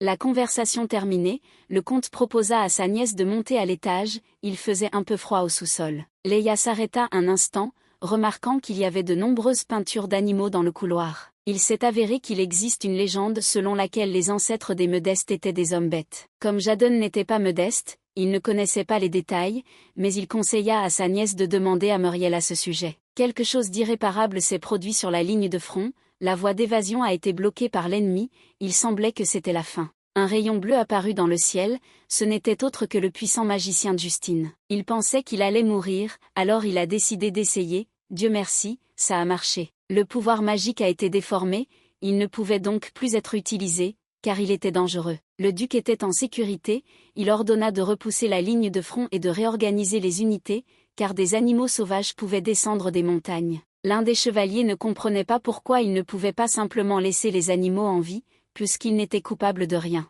Depuis que le duc Medest a disparu, il vaut mieux ne pas toucher les animaux, il y avait beaucoup de soldats qui ont vu comment le duc est devenu un tigre. Le chevalier essaya de convaincre le duc qu'il disait la vérité, bien sûr, cela semblait absurde qu'un homme puisse se transformer en animal. Justine sourit faiblement et dit de faire comme si cette conversation n'avait jamais eu lieu, il savait mieux que quiconque qu'il n'y avait rien d'absurde là-dedans. Après tout, il a personnellement vu de ses propres yeux comment le Tamia s'est transformé en un enfant très mignon. Pour une raison quelconque, le duc pensait que si Lily le voyait maintenant, elle commencerait probablement à se vanter que grâce à elle, il était capable d'utiliser autant de magie. Dans ce cas, il lui a dit qu'il la récompenserait en étant à ses côtés toute sa vie. Muriel appela sa sœur avec excitation, elle avait des nouvelles, car un télégramme venait d'arriver. C'était le télégramme tant attendu annonçant la fin de la guerre. Léa a demandé à Ronald comment allait sa mère. Le médecin lui a dit de ne pas s'inquiéter, car la duchesse se sentait beaucoup mieux. Le dosage du médicament a été réduit,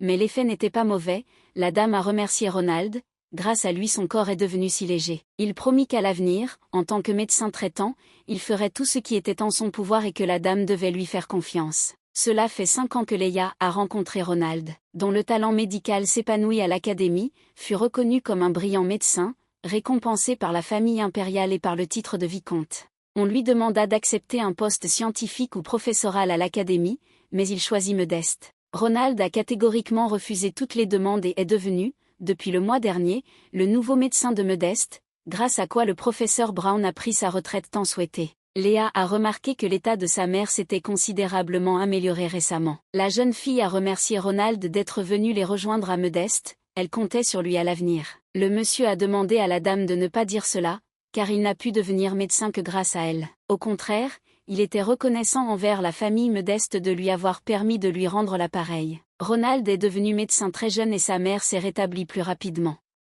Léa était sûre qu'elle était très douée pour changer l'histoire originale. La duchesse était inquiète car Muriel était censée arriver à cette heure-là, mais aucune nouvelle n'était arrivée, et elle craignait que quelque chose ne se soit produit. Ronald a dit qu'il avait vu la fille récemment, mais qu'elle était un peu pâle. Elle a dit qu'elle n'avait pas mal, mais il semblait que Muriel avait les mains pleines. Léa a retrouvé sa sœur en train de lire à nouveau les journaux. Elle était heureuse de voir que tout le monde était heureux de la fin de la guerre. Milady se sentait très bien dans son âme car la paix tant attendue était enfin arrivée. Comme Léa le pensait, la guerre était terminée, mais l'âme de Muriel était inquiète. Initialement, Milady suivait le serment militaire et était destinée à suivre les traces du duc Modeste disparu. Cependant, la famille impériale craignait la menace de disparition de la lignée Modeste. Au lieu de s'enrôler dans l'armée, elle a posé comme condition le mariage avec un héros de guerre. Muriel a donc pu rester dans la capitale et accomplir le travail du duc. Maintenant que la guerre est terminée, un héros est apparu qui a apporté une contribution significative à la fin de la guerre. Grâce à une potion de tranquillité créée par le temple,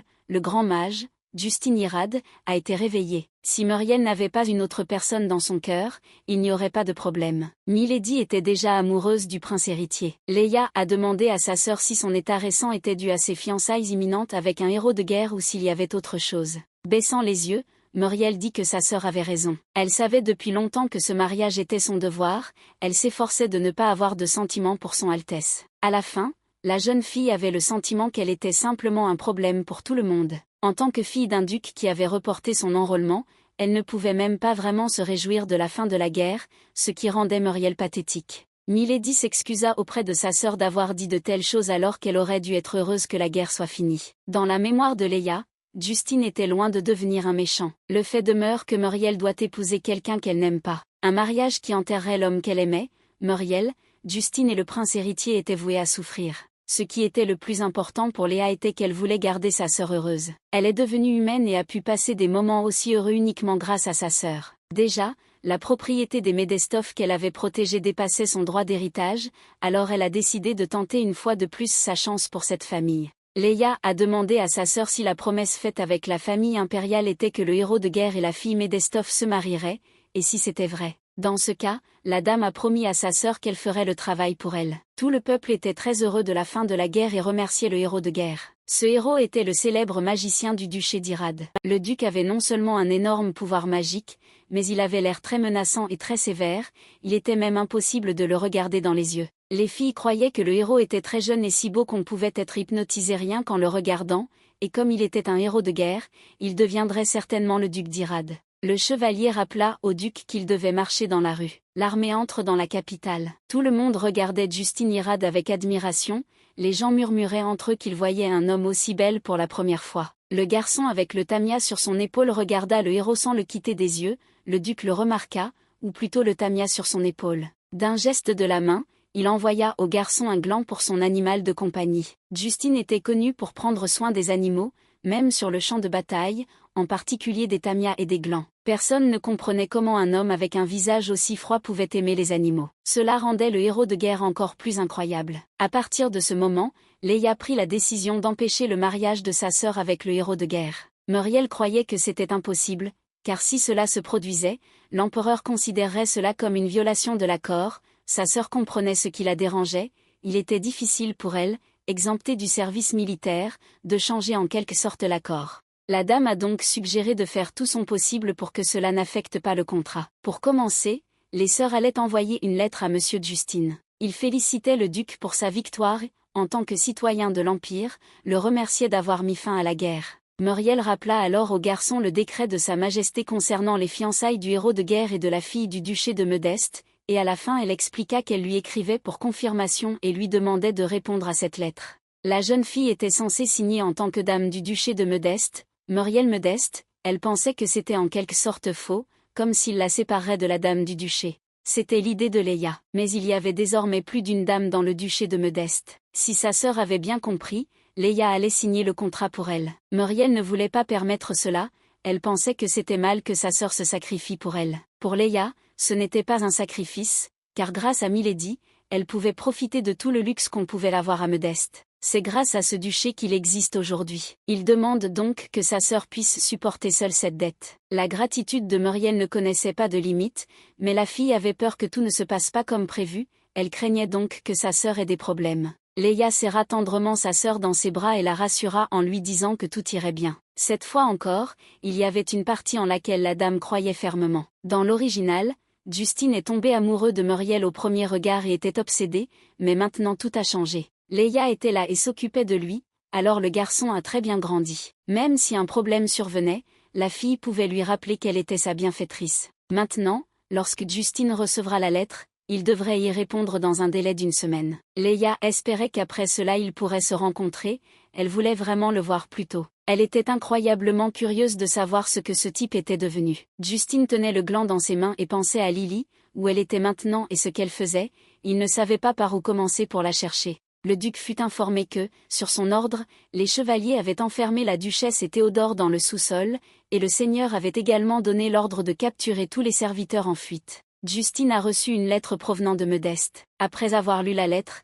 il la serra immédiatement dans sa main avec colère. Le chevalier était effrayé, ne comprenant pas ce qui pouvait bien y avoir là pour mettre le maître en colère à ce point. Le duc considérait que le contenu de ce message n'avait aucune valeur, considérant le mariage comme une absurdité totale. Son assistant croyait que le maître devait encore donner une réponse afin de prendre le contrôle du cercle séculier, et ne devait pas être en désaccord avec les Modestes. Justine ne comprenait pas à quoi servait de prendre le contrôle d'eux, tout ce qu'il voulait, c'était vivre heureux pour toujours avec sa fille bien-aimée. En entendant cela, l'assistant s'est indigné, car dans un tel cas, la personne que le duc aime pourrait entendre diverses rumeurs selon lesquelles il est une personne impudente et froide. Il y avait un problème dont le monsieur n'était même pas au courant, Lily pourrait mal comprendre quand elle découvrira qu'il est lié à Modeste. Le duc décida qu'il irait à Modeste le lendemain. À en juger par le fait qu'ils envoient déjà de telles lettres, il semble qu'il souhaite vraiment se fiancer avec lui. Pour éviter que cela se produise, Justine a décidé de demander immédiatement la rupture des fiançailles. Leia est revenue dans la salle avec les portraits de tous les ducs. Après avoir entendu parler de cet endroit, elle vient ici quand elle a beaucoup de pensées. C'était calme dans cet endroit et on pouvait mettre de l'ordre dans ses pensées, et d'une certaine manière c'était calme quand tout le monde était si silencieux et l'écoutait. La jeune fille commença à parler au portrait du duc, lui disant que la guerre était enfin terminée. L'Empire a gagné, tout le monde s'en est réjoui et divers rassemblements laïcs ont recommencé à apparaître. Leia a admis qu'en fait, mettre fin à la guerre était un problème pour elle car le temple reprendrait à nouveau ses activités. Elle n'a jamais oublié à quel point le temple était suspect. Ils ont même menti en disant qu'elle n'avait pas de capacités apaisantes, mais pour une raison quelconque, ils voulaient la ramener. Quand Muriel a dit que les ancêtres des Modestes étaient des êtres sacrés, Leia a pensé que cela ressemblait à une légende que chaque famille avait. La jeune fille n'a trouvé aucune autre information dans la bibliothèque familiale. Cependant, la légende des bêtes modestes, la disparition des enfants et le fait que les créatures sacrées étaient en charge du temple, il lui semblait toujours que quelque chose se cachait derrière les murs du temple. Peut-être que Leia avait tort d'y penser, mais elle décida que rien de mal ne se produirait si elle en découvrait davantage. La dame a été informée que le médecin traitant était arrivé et qu'elle devait monter à l'étage. Avant de partir, elle s'est de nouveau tournée vers le duc Modeste et lui a demandé de l'aide. Muriel était extrêmement excitée lorsqu'elle a appris que Monsieur Justine était arrivé. La servante lui dit alors de prévenir d'abord de son arrivée et de venir ensuite au manoir. Cependant, le duc a insisté pour qu'ils se rencontrent immédiatement. Muriel ne savait pas quoi faire, elle supposait que le monsieur voulait tellement l'épouser, puisqu'il se précipitait ici si vite. Milady paniquait énormément, mais elle espérait vraiment que le duc n'était pas tombé amoureux d'elle dès leur première rencontre, du moins il ne semblait pas du genre à tomber amoureux si vite. La fille voulait tout raconter à Léa sur le champ, mais elle se rappela que sa sœur et Ronald rendaient visite à leur mère. L'examen a commencé il n'y a pas si longtemps, si soudainement elle appelle sa sœur, alors la mère s'inquiétera. Dans ce cas, Muriel a décidé de se présenter elle-même devant le héros de guerre. La servante transmit à Milady un message de Madame Leia. Il s'avère qu'elle a entendu du majordome que sœur Justine était arrivée, et elle a demandé à retarder, disant qu'elle viendrait dès que possible si possible. Leia a écrit que même si elle devait dire la vérité au duc, elle devrait laisser Muriel la dire. Ronald a dit à la dame qu'elle l'avait beaucoup aidée dans le traitement d'aujourd'hui. Il invita Léa à prendre le thé avec lui si elle avait le temps, mais la jeune fille s'excusa auprès de lui, disant qu'un invité était arrivé, elle devait donc s'y rendre immédiatement. Cependant, le médecin a remarqué que la dame était devenue très pâle. Après ces mots, une idée vint à l'esprit de Leia, elle demanda à Ronald s'il existait un médicament qui rendrait le teint pâle. Voyant l'étonnement sur le visage du vicomte, elle expliqua qu'il y avait une personne devant laquelle il était ennuyeux de paraître plus malheureux. Lorsque Ronald a compris pourquoi la dame avait besoin de ce médicament, il a immédiatement sorti sa valise et a dit avec un visage heureux qu'un tel médicament existait. Ce médicament, qui fait circuler l'énergie magique du corps dans la direction opposée, provoquant une détérioration rapide du teint, n'était pas encore sur le marché, mais comme Ronald lui-même l'avait développé, son efficacité et sa sécurité étaient garanties. Leia était très surprise, n'ayant même pas la moindre idée de pourquoi le docteur développerait une telle chose. Il s'est avéré que si Ronald avait été menacé de rester à l'académie, il aurait prévu de boire et de partir sous prétexte de suivre un traitement. Il a personnellement mené des études cliniques, donc la dame n'avait pas à s'inquiéter. Après avoir bu immédiatement le contenu du tube à essai, Leia a remarqué que le goût du médicament n'était pas si mauvais. La tête de la dame tournait et elle faillit tomber, mais elle s'accrocha à Ronald à temps. Le médecin fut surpris que l'effet du médicament se manifeste si rapidement. Le vicomte conduisit Milady presque à destination. Elle était encore pâle. Il semblait que l'effet était trop fort, le médecin a dû vérifier son état. Leia entendit Justine dire à sa sœur qu'il verrait bientôt l'empereur et qu'au cours de la réunion, il l'informerait de la rupture des fiançailles, moment auquel le duc allait prendre congé. En sortant de la porte, il vit immédiatement Lily, qui était tenue par Ronald. S'approchant de la jeune fille, le duc lui demanda ce qu'elle faisait là. Il y a quelques minutes, Muriel réfléchissait à la manière de dire la vérité, car elle en avait assez de faire traîner le plus de temps possible jusqu'à l'arrivée de sa sœur. Elle devait le faire avec tant de précaution que le duc ne se détournerait pas complètement d'elle. Le duc fit irruption dans la pièce, disant qu'il n'avait pas vu Lady Muriel depuis longtemps. La jeune fille était effrayée par une intrusion aussi soudaine dans son bureau. Elle a remarqué que l'aura de Justine était complètement différente d'avant. Elle devenait encore plus effrayante rien qu'en voyant son expression froide. Muriel fit remarquer au monsieur qu'il était venu de cette façon sans même répondre à la lettre, ce qui était très impoli de sa part. Justine ne s'est même pas excusée pour un tel acte, mais a seulement dit que c'était une évaluation très correcte de ses actions. S'approchant d'elle, le duc dit qu'il comprenait parfaitement que Milady ne voulait pas passer à côté d'un héros de guerre et de l'héritier de la famille Hérad, qui avait une histoire profonde, mais il n'allait pas s'adapter à elle. Le gentleman parla très brièvement, exprimant son désir de rompre les fiançailles. Justine a agi de manière si froide et arrogante exprès pour que Muriel ne puisse pas supporter d'annuler les fiançailles. Il a ajouté que sa décision resterait inchangée. Tout ce que Milady réussit à dire, c'est qu'elle aussi voulait rompre ses fiançailles. Dans ce cas, il lui a suggéré de rédiger immédiatement un certificat de séparation. Le duc était sur le point d'écrire que Justine Hérad et Lady Modeste annulaient leurs fiançailles conformément au décret impérial. Muriel ne comprenait pas du tout ce qui se passait, c'était bien sûr le résultat qu'il voulait, mais Leia avait dit qu'Hérad ne laisserait pas la famille Modeste partir si facilement parce qu'il avait peu d'influence en politique. Milady supposa qu'elle avait raté quelque chose et décida donc de gagner du temps. La fille commença à raconter qu'elle avait une sœur cadette, Leia, qu'elle était aussi Lady Modeste, et qu'elle ne pourrait conclure un accord que lorsqu'elle viendrait. Justine n'avait aucune intention d'attendre qui que ce soit, expliquant une fois de plus qu'il n'avait aucune intention de s'impliquer avec les Modestes. Dans tous les cas, cela ne sera que pénible et gênant pour lui. Muriel ne comprenait pas exactement ce qui serait pénible et gênant pour lui, puisqu'il n'avait même pas encore rencontré leur Leia. Dans ce cas, Madame a suggéré d'ajouter une clause pour que leur accord ne soit pas annulé. Le duc a également demandé que Muriel soit enregistrée sous le nom de Lady Modeste, comme cela figurait à l'origine dans le décret, car il n'avait aucune intention de contacter l'une des sœurs. Milady dit au duc que bien qu'il fût un homme très grossier, elle espérait qu'il serait responsable de ses paroles, et elle croyait qu'il ne parlerait pas différemment plus tard. Justine a déclaré avec assurance qu'il ne changeait jamais ses propos, elle n'avait donc rien à craindre. Il allait bientôt voir l'empereur et lui raconter la rupture des fiançailles. Le duc n'aurait pas pu imaginer que ses affaires seraient résolues si rapidement, il pouvait désormais commencer activement à rechercher Lily. En la voyant dans le couloir, il ne pouvait pas croire que c'était la réalité, et il ne pouvait pas non plus comprendre comment la fille avait fini dans cette famille. Muriel a couru hors du bureau pour dire à sa sœur que l'histoire de fiançailles s'était bien terminée. Léa se tourna vers Ronald et dit qu'elle allait parfaitement bien maintenant. Justine réalisa que la sœur dont parlait Milady était Lily. Muriel informa joyeusement sa sœur qu'elle et le duc venaient de conclure un accord et qu'il ne pouvait pas être changé, il l'avait signé. La dame ne pouvait pas être arrêtée, elle était très inspirée, elle a qualifié le caractère du monsieur de terrible, mais il l'a convaincu qu'il ne changeait pas ses propos. Milady remercia le duc Hérad pour sa décision courageuse. Leia voulait également lui exprimer sa gratitude et lui a demandé de lui consacrer un peu de son temps. Elle lui a dit que grâce à ces circonstances, elle avait pu devenir un être humain avec succès. Justine était heureux que Lily ait réussi, il admettait qu'il s'était toujours demandé où elle était et comment elle allait. La fille lui rendait ses sentiments, après tout, ils s'étaient séparés si soudainement. Elle était vraiment heureuse que Justine soit de retour sain et sauf. Devant lui se trouvait le même sourire chaleureux de sa Lily qu'avant. Jusqu'à récemment, lui seul pouvait la voir, il pensait qu'il était le seul à pouvoir l'aider à devenir une personne et un membre de la famille. À côté de sa Lily, il y avait une autre famille. Justine a décidé de demander directement qui était l'homme qui était à côté d'elle quand ils se sont rencontrés. Souriant légèrement,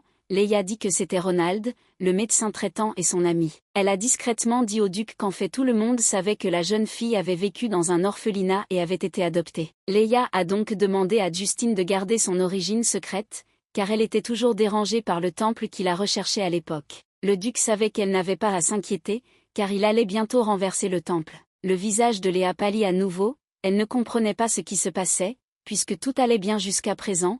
La fille demanda à appeler Ronald de toute urgence. Quelques secondes plus tard, la dame s'est à nouveau transformée en Tamia. Muriel était très heureuse d'avoir pu rompre ses fiançailles sans aucun problème. Sir Irad s'est avéré être encore plus arrogant et grossier qu'on ne le disait, et madame craignait qu'ils aient laissé Leia seule avec un tel homme. La sœur a remarqué que la fille était pâle et elle a demandé à Ronald si elle souffrait. Le médecin a dit que la dame lui avait demandé un médicament pour la rendre pâle, il le lui a donné et c'est pour cela qu'elle avait cet aspect. Muriel apprécia l'effet, car sa sœur devint vraiment pâle. Ronald a ajouté que la dame avait dit que tout allait bien, mais que son état s'était encore aggravé après avoir pris le médicament. Il semble qu'il ait eu tort de prescrire un tel médicament à la jeune fille. Il espérait vraiment que rien de mal n'arriverait. Leia ne pouvait pas croire ce qui se passait, qu'elle était redevenue un Tamia, car elle ne pouvait même pas imaginer qu'il y avait un moyen de redevenir un animal. Cela faisait 5 ans qu'elle était devenue humaine avec succès, car il était impossible de revenir à la forme d'un Tamia. Elle a dû se calmer et réfléchir, le médicament perturbe l'énergie magique, pour les gens ordinaires cela n'avait pas beaucoup d'importance, mais pour les bêtes sacrées c'était dangereux. Justine prit soigneusement Lily dans ses bras et lui demanda pourquoi elle était redevenue un Tamia. En le regardant de près, elle réalisa à quel point cet homme était devenu un bon homme. Ses mains étaient plus grandes qu'avant, sous sa forme de Tamia. En regardant Justine, Leia réalisa à quel point il était devenu grand. Le duc a proposé aux Tamia de prendre ses pouvoirs magiques afin qu'elle puisse redevenir humaine. Il semblait qu'elle allait bien, Leia craignait de devoir reconstituer sa magie pendant 50 jours, mais très probablement à cause du médicament, elle pourrait être reconstituée en une seule fois. À ce moment-là, le Tamia s'est rendu compte que lorsqu'elle se transformerait en humain, elle serait nue, elle avait donc un besoin urgent de trouver quelque chose avec des vêtements. Avant qu'elle ne puisse atteindre ses vêtements, elle est redevenue humaine. Léa a commencé à crier pour que Justine ne la regarde pas, et Ronald et Muriel ont entendu ses cris. Ils coururent très vite vers la jeune fille pour vérifier ce qui s'était passé et commencèrent à frapper fort à la porte, avec l'intention d'entrer dans la pièce. Léa n'eut que le temps de crier à sa sœur d'attendre 1 minute, tandis que Justine boutonnait très rapidement les boutons de sa robe. Milady remarqua que le duc et sa sœur avaient des voix étranges, comme si M. Errad était confus. Ronald suggéra qu'ils entrent immédiatement, en mettant de côté toutes les manières et l'étiquette, car il était tout à fait évident que quelque chose s'était produit. Le médecin ouvrit soudain les portes en criant qu'ils entraient. On pouvait remarquer sur les visages du duc et de Leia qu'ils étaient quelque peu inquiets. La sœur cadette demanda ce qui s'était passé depuis qu'ils avaient fait irruption dans la pièce si brusquement. C'est comme si Leia avait perdu 10 ans de sa vie parce qu'elle s'est presque ridiculisée. Ronald a demandé si madame allait bien. Comme elle avait l'air essoufflée, la fille a commencé à se justifier en disant que c'était une belle journée. Alors ils sont tous les deux sortis prendre l'air sur la terrasse, c'était la première chose qui lui est venue à l'esprit. En riant bêtement, Leia dit que c'était vrai qu'elle allait bien, son teint s'était à nouveau amélioré, il semblait que le médicament avait agi trop fort. Se tournant vers Ronald, la dame lui demanda d'apporter autant que possible du médicament destiné à aggraver le teint. À ce stade, elle allait renvoyer sa sœur et son médecin, en disant que puisqu'ils étaient convaincus qu'elle allait bien, ils pouvaient partir, mais qu'elle avait encore besoin de parler à sœur Justine. Muriel et Ronald se sont vus montrer la porte, complètement déconcertés par ce qui se passait. Le médecin a remarqué que le teint de M. Errad était beaucoup plus pâle. Leia demanda pardon au duc de l'avoir autant effrayée, elle était devenue humaine il y a longtemps, elle avait donc complètement oublié de tels changements. Justine lui a demandé comment il se faisait qu'elle soit redevenue un Tamia, mais la dame elle-même ne le savait pas avec certitude, mais elle avait une idée. Elle aimerait donc mener une expérience, mais pour cela, elle aura besoin de l'aide du duc Errad. Bientôt, il devra se rendre au temple pour la cérémonie triomphale. Leia a demandé à l'emmener avec lui,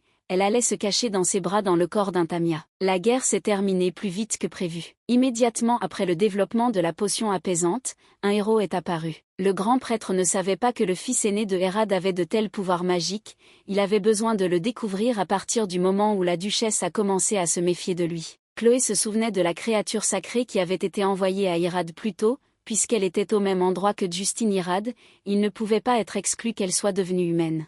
Cependant, lorsque le prêtre s'apprêtait à le rendre, l'animal était déjà mort et sur sa poitrine se trouvait également le blason de Hérode. Cependant, tout cela a coïncidé avec l'époque de l'apparition de la fille adoptive à Modeste, un descendant direct de Hérode aurait facilement pu y mettre une marque. Alors Chloé s'inquiétait de beaucoup de choses. Malgré tout, ils étaient désormais des adversaires que le temple ne pouvait pas facilement déranger, puisque le duc Justin était reconnu comme un héros de guerre et que sa fille adoptive avait aidé la famille Modeste de nombreuses manières. Dans ce cas, le temple n'avait rien à voir. Chloé allait sortir et découvrir par elle-même. Dès que Justine Hérode est revenu dans la capitale, il a immédiatement rompu ses fiançailles avec Muriel Modeste, tous les journaux l'ont écrit. Inquiet pour les filles, l'oncle se rendit immédiatement auprès d'elle, mais le duc arriva à Modeste avant lui. Les choses ont été résolues trop simplement, le comte espérait vraiment qu'il n'arriverait rien d'autre. Dans la ville, les gens murmuraient des nouvelles concernant le duché d'Irade. Maître Justine a enfermé la duchesse et le jeune maître Théodore dans le cachot. Il a même expulsé tous les domestiques,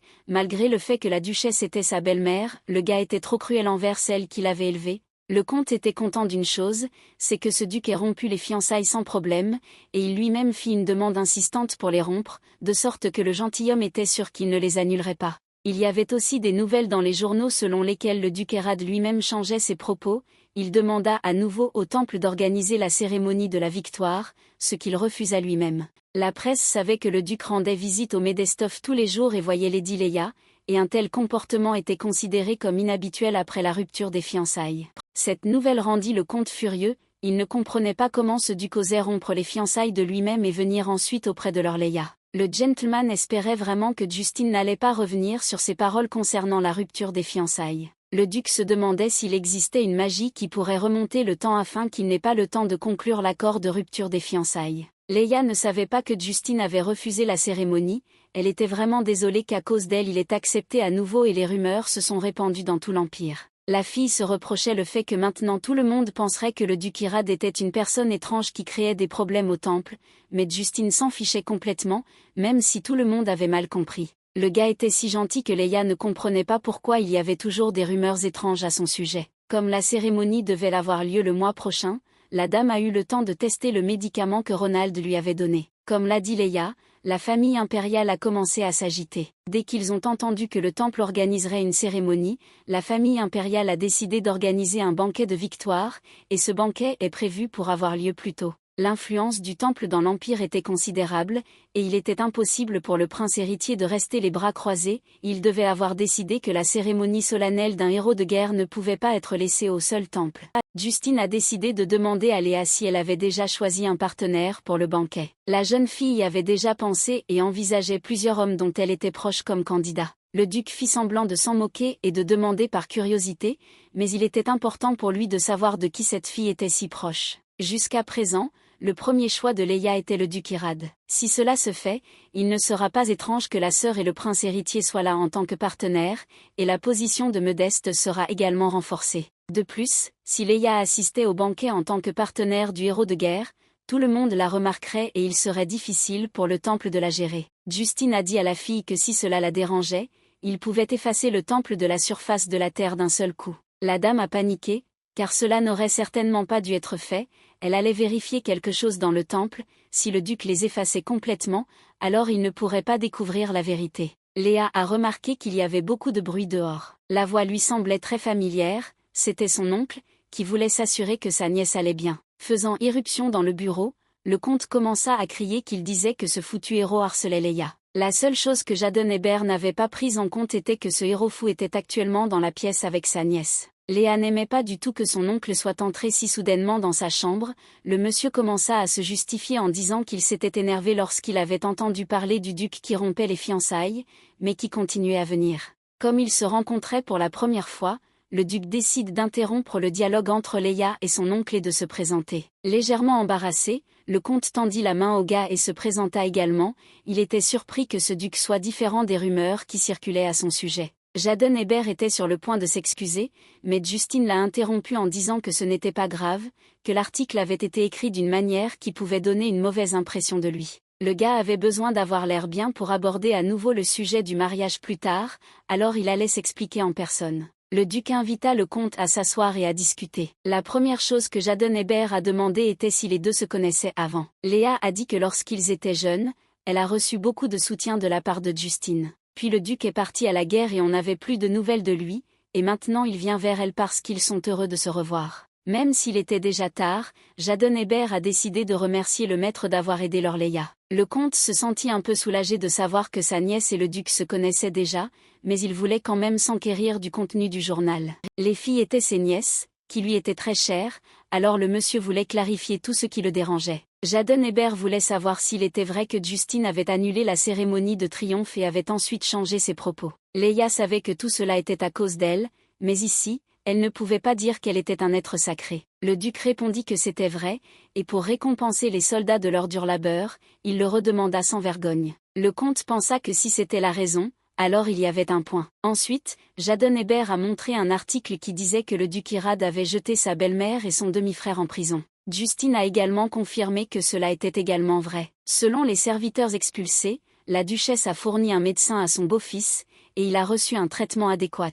Léa connaissait la vérité, qu'il n'était question d'aucun traitement, ils regardaient tous simplement pendant qu'il maltraitait l'enfant malade. La dame a essayé d'expliquer à son oncle qu'il ne connaissait pas les secrets de la famille à moins d'en faire partie, et au lieu de croire les rumeurs, elle lui a demandé de voir personnellement Justine et de l'évaluer. Il ne faisait aucun doute que le duc était un homme beaucoup plus gentil et plus aimable que ce que décrivait l'article. En fait, Léa pensait vraiment que Justine semblait être un homme décent et plutôt respectable. Le comte a une fois de plus demandé pardon pour son comportement grossier après avoir entendu les rumeurs. Ensuite, Jaden-Hébert allait se concentrer sur l'article sur ses nièces. Il y avait des coupures d'un article où lorsque Léa a visité l'orphelinat pour la première fois, la fille a remarqué que les deux s'entendaient bien. L'oncle a remis à la jeune fille un bulletin oriental qu'il avait apporté au cas où. Il semble que cela n'ait pas encore été publié dans le journal de la capitale. Lors des fiançailles de son Altesse royale Théo, on sait qu'il a rencontré sa fiancée sur le chemin du traitement et qu'il est tombé amoureux au premier regard. L'heureuse élue était la fille de la famille du comte Seb, une nouvelle famille noble venue de l'Est. Théo était le deuxième prince, le demi-frère du prince héritier, un homme plein d'ambition pour garder le prince héritier sous contrôle, il s'est allié à Justine puis l'a trahi. C'était la première fois que Léa entendait le nom de sa fiancée, Erika Seb, elle ne se souvenait pas que ce personnage existait dans l'original.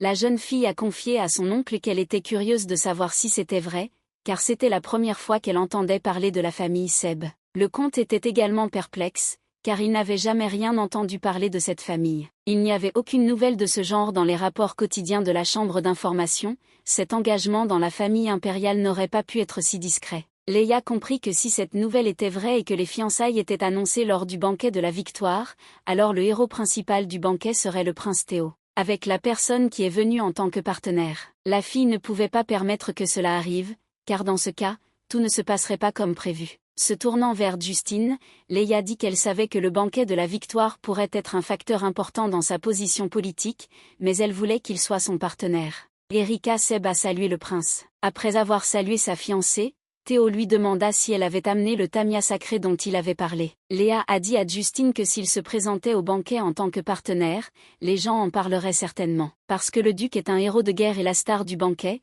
et elle n'est qu'une fille adoptive d'un orphelinat. C'est pourquoi la fille a suggéré qu'ils inventent à l'avance une histoire sur la façon dont ils s'étaient rencontrés. Il était évident pour le duc que Léa le considérait toujours comme un bon ami, mais s'il l'épousait maintenant, alors qu'elle ne ressentait rien pour lui, ce serait un simple mariage de convenance. Justine a eu une idée sur la façon dont ils se sont rencontrés, soi-disant quand il s'est rendu à la résidence du duc Modeste pour rompre les fiançailles, il est tombé amoureux d'elle au premier regard. Parce que la dame était trop belle. C'est pourquoi le duc se rendait chaque jour à la maison ducale afin de la voir le plus souvent possible. Léa a vraiment aimé cette histoire, et elle expliquait également pourquoi il venait lui rendre visite si souvent. Dans ce cas, il y aura encore plus de discussions, a ajouté la jeune fille, qui pourrait aussi dire qu'ils sont amoureux et qu'ils pensent à se fiancer. La dame était contente que la première affaire ait été résolue, ce qui ne peut pas être dit de Justine, car pour lui, se fiancer avec elle était son rêve le plus cher. Le gars ne pouvait rien faire, il n'avait pas d'autre choix que de passer plus de temps à pénétrer le cœur de Léa. Muriel était sûre que tout le monde attendait le banquet de la victoire, après tout, c'était le premier banquet officiel depuis la fin de la guerre. À cause de cela, son bureau était jonché d'invitations à des soirées mondaines, et elle n'avait même pas prévu de sortir. Leia supposait que sa sœur avait décliné toutes les invitations parce qu'elle ne se sentait pas bien. Muriel ne voulait vraiment pas que les gens sachent pendant la conversation qu'elle était la partenaire de son Altesse le Prince héritier. La sœur pensait que c'était une bonne décision, car si cela était connu, on parlerait beaucoup du fait qu'ils avaient des sentiments l'un pour l'autre même avant la guerre. Si l'on savait que Muriel, fiancée à un héros de guerre, avait déjà donné son cœur au prince héritier, on l'accuserait d'être frivole dans son contrat avec la famille impériale. Il valait donc mieux jouer la carte de la sécurité et ne pas aller à des soirées mondaines. Muriel était surprise que sa sœur n'assiste pas non plus aux événements sociaux. Elle avait sa propre raison pour ne pas y aller, mais elle pensait que ce serait génial si Léa y allait et se ferait simplement des amis, et de plus, elle n'avait toujours pas d'amis de son âge. La dame ne pensait pas que c'était un problème parce qu'elle avait un ami nommé Justine. Du point de vue de Muriel, le regard du duc était trop bestial pour l'appeler un ami. En riant, Leia rappela à sa sœur que parmi toutes, il n'y avait qu'une seule bête ici, et c'était elle, et elle en était une depuis sa naissance. La fille était un animal qui pouvait se transformer en humain et vivre comme ça. Leia comprit que si la vraie Leia était en vie et revenait plus tard, elle devrait partir, et ce serait extrêmement difficile de le faire. La fille allait terminer la conversation avec sa sœur, car elle avait encore des projets, et elle se rendait au centre. Actuellement, Leia a conclu des accords avec plusieurs guildes d'information pour surveiller les activités du temple et recueillir des informations utiles à Modeste. Parmi ces guildes, la plus proche d'elle était la guilde Informa. La responsable de l'information, Rhéana, était ravie de voir que la dame leur avait rendu visite en personne aujourd'hui. La dame est arrivée juste à temps, car Rhéana allait lui envoyer une lettre, et dans ce cas, elle pourrait parler en personne. Les nouvelles n'étaient pas très bonnes, quelqu'un répandait de mauvaises rumeurs sur la dame. Il disait que Leia était une fille adoptive, ignorante de sa place et habituée au luxe, une orpheline rusée manipulant l'innocente Lady Muriel. Rhéana a remonté la source des rumeurs jusqu'au comté oriental de Seb. Leia était méfiante depuis qu'elle avait entendu ce nom pour la première fois, depuis qu'elle en avait fait sa cible, cela signifiait que cette fille avait des doutes sur l'identité de la dame. Cela aurait pu être lié au temple, alors la fille n'avait pas d'autre choix que de regarder de plus près et d'attendre. Rhéana a entendu dire que la dame allait assister au banquet de la victoire en tant que partenaire du duc Irad. Elle a averti la jeune fille d'être prudente. Les mages étaient des gens sans bon sens, ils étaient visqueux toute la journée, donc même s'ils se comportaient gentiment, il ne fallait pas le sous-estimer. Leia a rassuré la fille, elle ne connaissait pas les autres magiciens, mais si vous regardez Justine, vous pouvez comprendre qu'il est une personne vraiment gentille et mignonne. À cela, la fille prit congé, promettant à Rhéana qu'elle la contacterait bientôt. Les yeux d'Informa parvinrent seulement à crier après elle pour que la dame écoute ses paroles. Leia a bien géré tout jusqu'à présent, alors qu'il n'y ait pas de problème pendant le banquet. Les personnes présentes au banquet remarquèrent l'apparence du prince Théo, car il venait de rentrer d'un voyage de convalescence en Orient, et son teint paraissait bien meilleur. Personne ne savait qui était la fille à côté de son Altesse, il n'y avait que des rumeurs selon lesquelles elle était son épouse. Une chose était sûre, c'est que le prince l'appréciait. Théo murmura à l'oreille d'Erika que puisque ses fiançailles étaient en jeu, il espérait en profiter. La mariée lui a demandé de ne pas s'inquiéter, lui assurant que le problème serait résolu. Comme Théo devait aussi beaucoup au temple, c'était sa façon de le rembourser, car Erika avait caché le fait qu'il était un mage. Cette décision fut bénéfique à la fois au prince et au temple, car si ce fait avait été révélé, le deuxième prince aurait été envoyé à la guerre et il se serait retrouvé dans une position encore plus désavantageuse dans la lutte pour le trône. Il serait alors également difficile pour le temple d'influencer la famille impériale. À bien y penser, Théo se sentait beaucoup mieux grâce à la potion apaisante. Les mages n'avaient pas besoin d'aller au temple, mais il pensait quand même que c'était bien mieux de se calmer grâce à la bête sacrée. Il y avait certainement une différence, même si le Tamia sacré se démarquait parmi eux et était celui qui donnait à Théo son premier sentiment de paix. Peut-être que le garçon était si intelligent parce que le magicien, ce Tamia, était une puissante bête sacrée créée avec l'aide du pouvoir magique du duc Modeste. Plus Théo utilisait la potion calmante, plus il sentait la différence avec la bête sacrée, et de ce fait, il la comparait encore plus. Le duc Irad et Lady Leia Modeste, nouvellement arrivés, ont été présentés. C'était la première fois que Leia assistait à un tel événement, elle ne pouvait pas quitter des yeux tous ces gens, peut-être parce que c'était le premier banquet de victoire, mais tout le monde ici était issu de familles nobles. Les dames entendirent les dames chuchoter dans son dos que les rumeurs selon lesquelles elle était une fille adoptive qui ne connaissait pas sa place étaient vraies. La fille elle-même a laissé les rumeurs se répandre, elle ne pouvait donc pas partir, alors elle a décidé de ne pas les décevoir et d'être aussi extravagante et grossière que dans les rumeurs. Mais elle se sentait désolée pour Justine, car elle, sa partenaire, ne se souciait pas de sa réputation. La fille a décidé qu'après avoir réglé cette affaire, il devrait certainement répandre la rumeur selon laquelle elle avait été abandonnée. Ce fut un grand honneur pour le duc de venir à ce banquet en tant que partenaire de Leia, mais pour lui, ce fut un grand soulagement. Bien qu'il ait entendu quelque chose de désagréable avant de venir, sa main droite a essayé de lui expliquer que ce n'était pas la fin simplement parce que le monsieur avait rencontré une personne qu'il aimait. Si tout allait bien entre les partenaires, tout l'amour du monde serait sans conflit. C'est pour un banquet où tous les nobles apparaissent dans toute leur gloire, et quelqu'un pourrait tomber amoureux de Lady Leia. Depuis l'Antiquité, ces endroits sont un lieu de rencontre. Après ces mots, Justine a essayé de rester proche et d'être vigilant. L'Empire avait une grande dette envers le grand mage-duc Justin Irad, et l'empereur déclara que malgré les viles rumeurs, tout le monde devrait prêter attention à son véritable caractère. Dès que le gentleman a décidé de rester près de Leia, il est immédiatement tombé à l'eau. La fille a remarqué que le discours de félicitations était assez long et que pour l'instant elle devait être seule. L'empereur prononça des paroles très étranges, comme si ce n'était pas du tout des félicitations.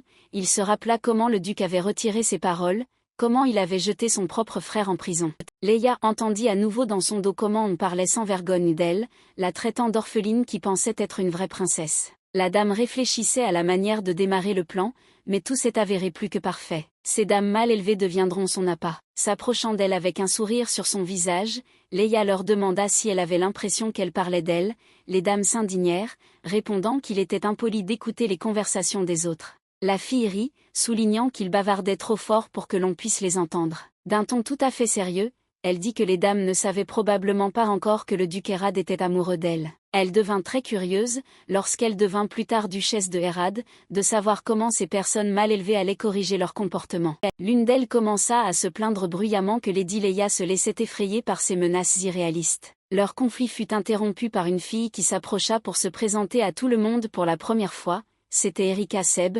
La fille dit que Sa Majesté prononçait un discours de félicitations, et les dames le dérangeaient trop avec leur bruit. Comme Leia le pensait, elle ne s'est approchée d'elle que lorsqu'elle a entendu un vacarme. Entendant des coupes de champagne aux dames, Erika suggéra de faire la paix en cette belle journée. Le champagne était faible, mais la dame espérait qu'il apaiserait les esprits des deux parties en conflit. Pendant un instant, Leia se figea, car les verres étaient apportés par le serviteur personnel d'Erika, et si elle est une personne connectée au temple, alors on ne sait pas ce qu'il pourrait y avoir dans ce verre. Maintenant, la dame a décidé d'être impolie, il n'y avait donc pas besoin de prendre de risques. Elle a remercié madame pour sa gentillesse et pour être venue intercéder. Leia tendit un verre de champagne à la dame qui avait été impolie avec elle, dans l'intention de rembourser la faveur qu'elle avait rendue à Erika. À ce moment-là, le prince Théo s'approcha de la jeune fille. Il semblait que le prince s'approchait avec de pures bonnes intentions, suggérant de ne pas faire d'histoire lors d'une si belle journée. Il ajouta qu'il serait bon de s'arrêter maintenant et de se concentrer sur le discours de félicitations de Sa Majesté. Leia était très surprise que le prince se soit personnellement manifesté ainsi. Son Altesse a insisté pour que Lady Leia se détende également un peu. Il prit le verre des mains de Milady. Comme le prince est intervenu si soudainement et a même pris le verre, la jeune fille a supposé que ces deux-là étaient dans la même équipe. Maintenant que le prince est intervenu, elle ne peut plus rien faire. Leia a décidé de simplement se retirer, remerciant son Altesse d'avoir résolu le conflit. Elle était sur le point de partir, mais le prince Théo lui prit la main et lui demanda son nom. La jeune fille ne pouvait pas croire ce qui se passait, car le prince venait de la toucher délibérément. La regardant dans les yeux, Théo lui demanda si elle l'avait déjà rencontrée. Remarquant son air surpris, il dit immédiatement que ce n'était pas grave si elle ne s'en souvenait pas. Disant qu'il parlerait un peu plus tard, Leia resta là, complètement confuse, ne comprenant pas ce qui venait de se passer. Tout en écoutant le discours de l'empereur, Justine observait la dame du coin de l'œil et la façon dont elle interagissait avec le deuxième prince. Si un prince est impliqué, les choses se compliquent car en raison d'un serment transmis depuis les temps anciens, les mages ne peuvent pas utiliser la magie contre la famille royale. Si le prince et les frères avaient des intentions communes, cela n'était pas du tout bénéfique pour eux, il valait la peine d'être sur ses gardes. À ce moment-là, le discours de félicitations s'est terminé, et tout le monde a pu profiter du banquet. Dès que Justine fut libre, Leia se précipita immédiatement vers lui. Elle a serré le gars dans ses bras en public, en disant qu'il lui manquait et que même s'ils étaient séparés pendant une courte période, ce n'était pas trop dur. Le duc était visiblement perplexe lorsqu'il entendait de telles paroles, il en avait bien sûr rêvé, mais il comprenait que tout cela était fait exprès. À peine audible, Leia lui murmura de faire rapidement semblant d'être pleine d'amour, comme prévu. Embrassant doucement la dame, Justine lui dit en la regardant dans les yeux, que son cœur ne pourrait pas supporter s'il la laissait seule si longtemps, si belle. Devant tout le monde, il a promis à la jeune fille qu'une fois le banquet terminé, il remplirait sa chambre des plus beaux bijoux, elle lui manquait tellement. Léa se figea, parce que Justin était si honteusement bon,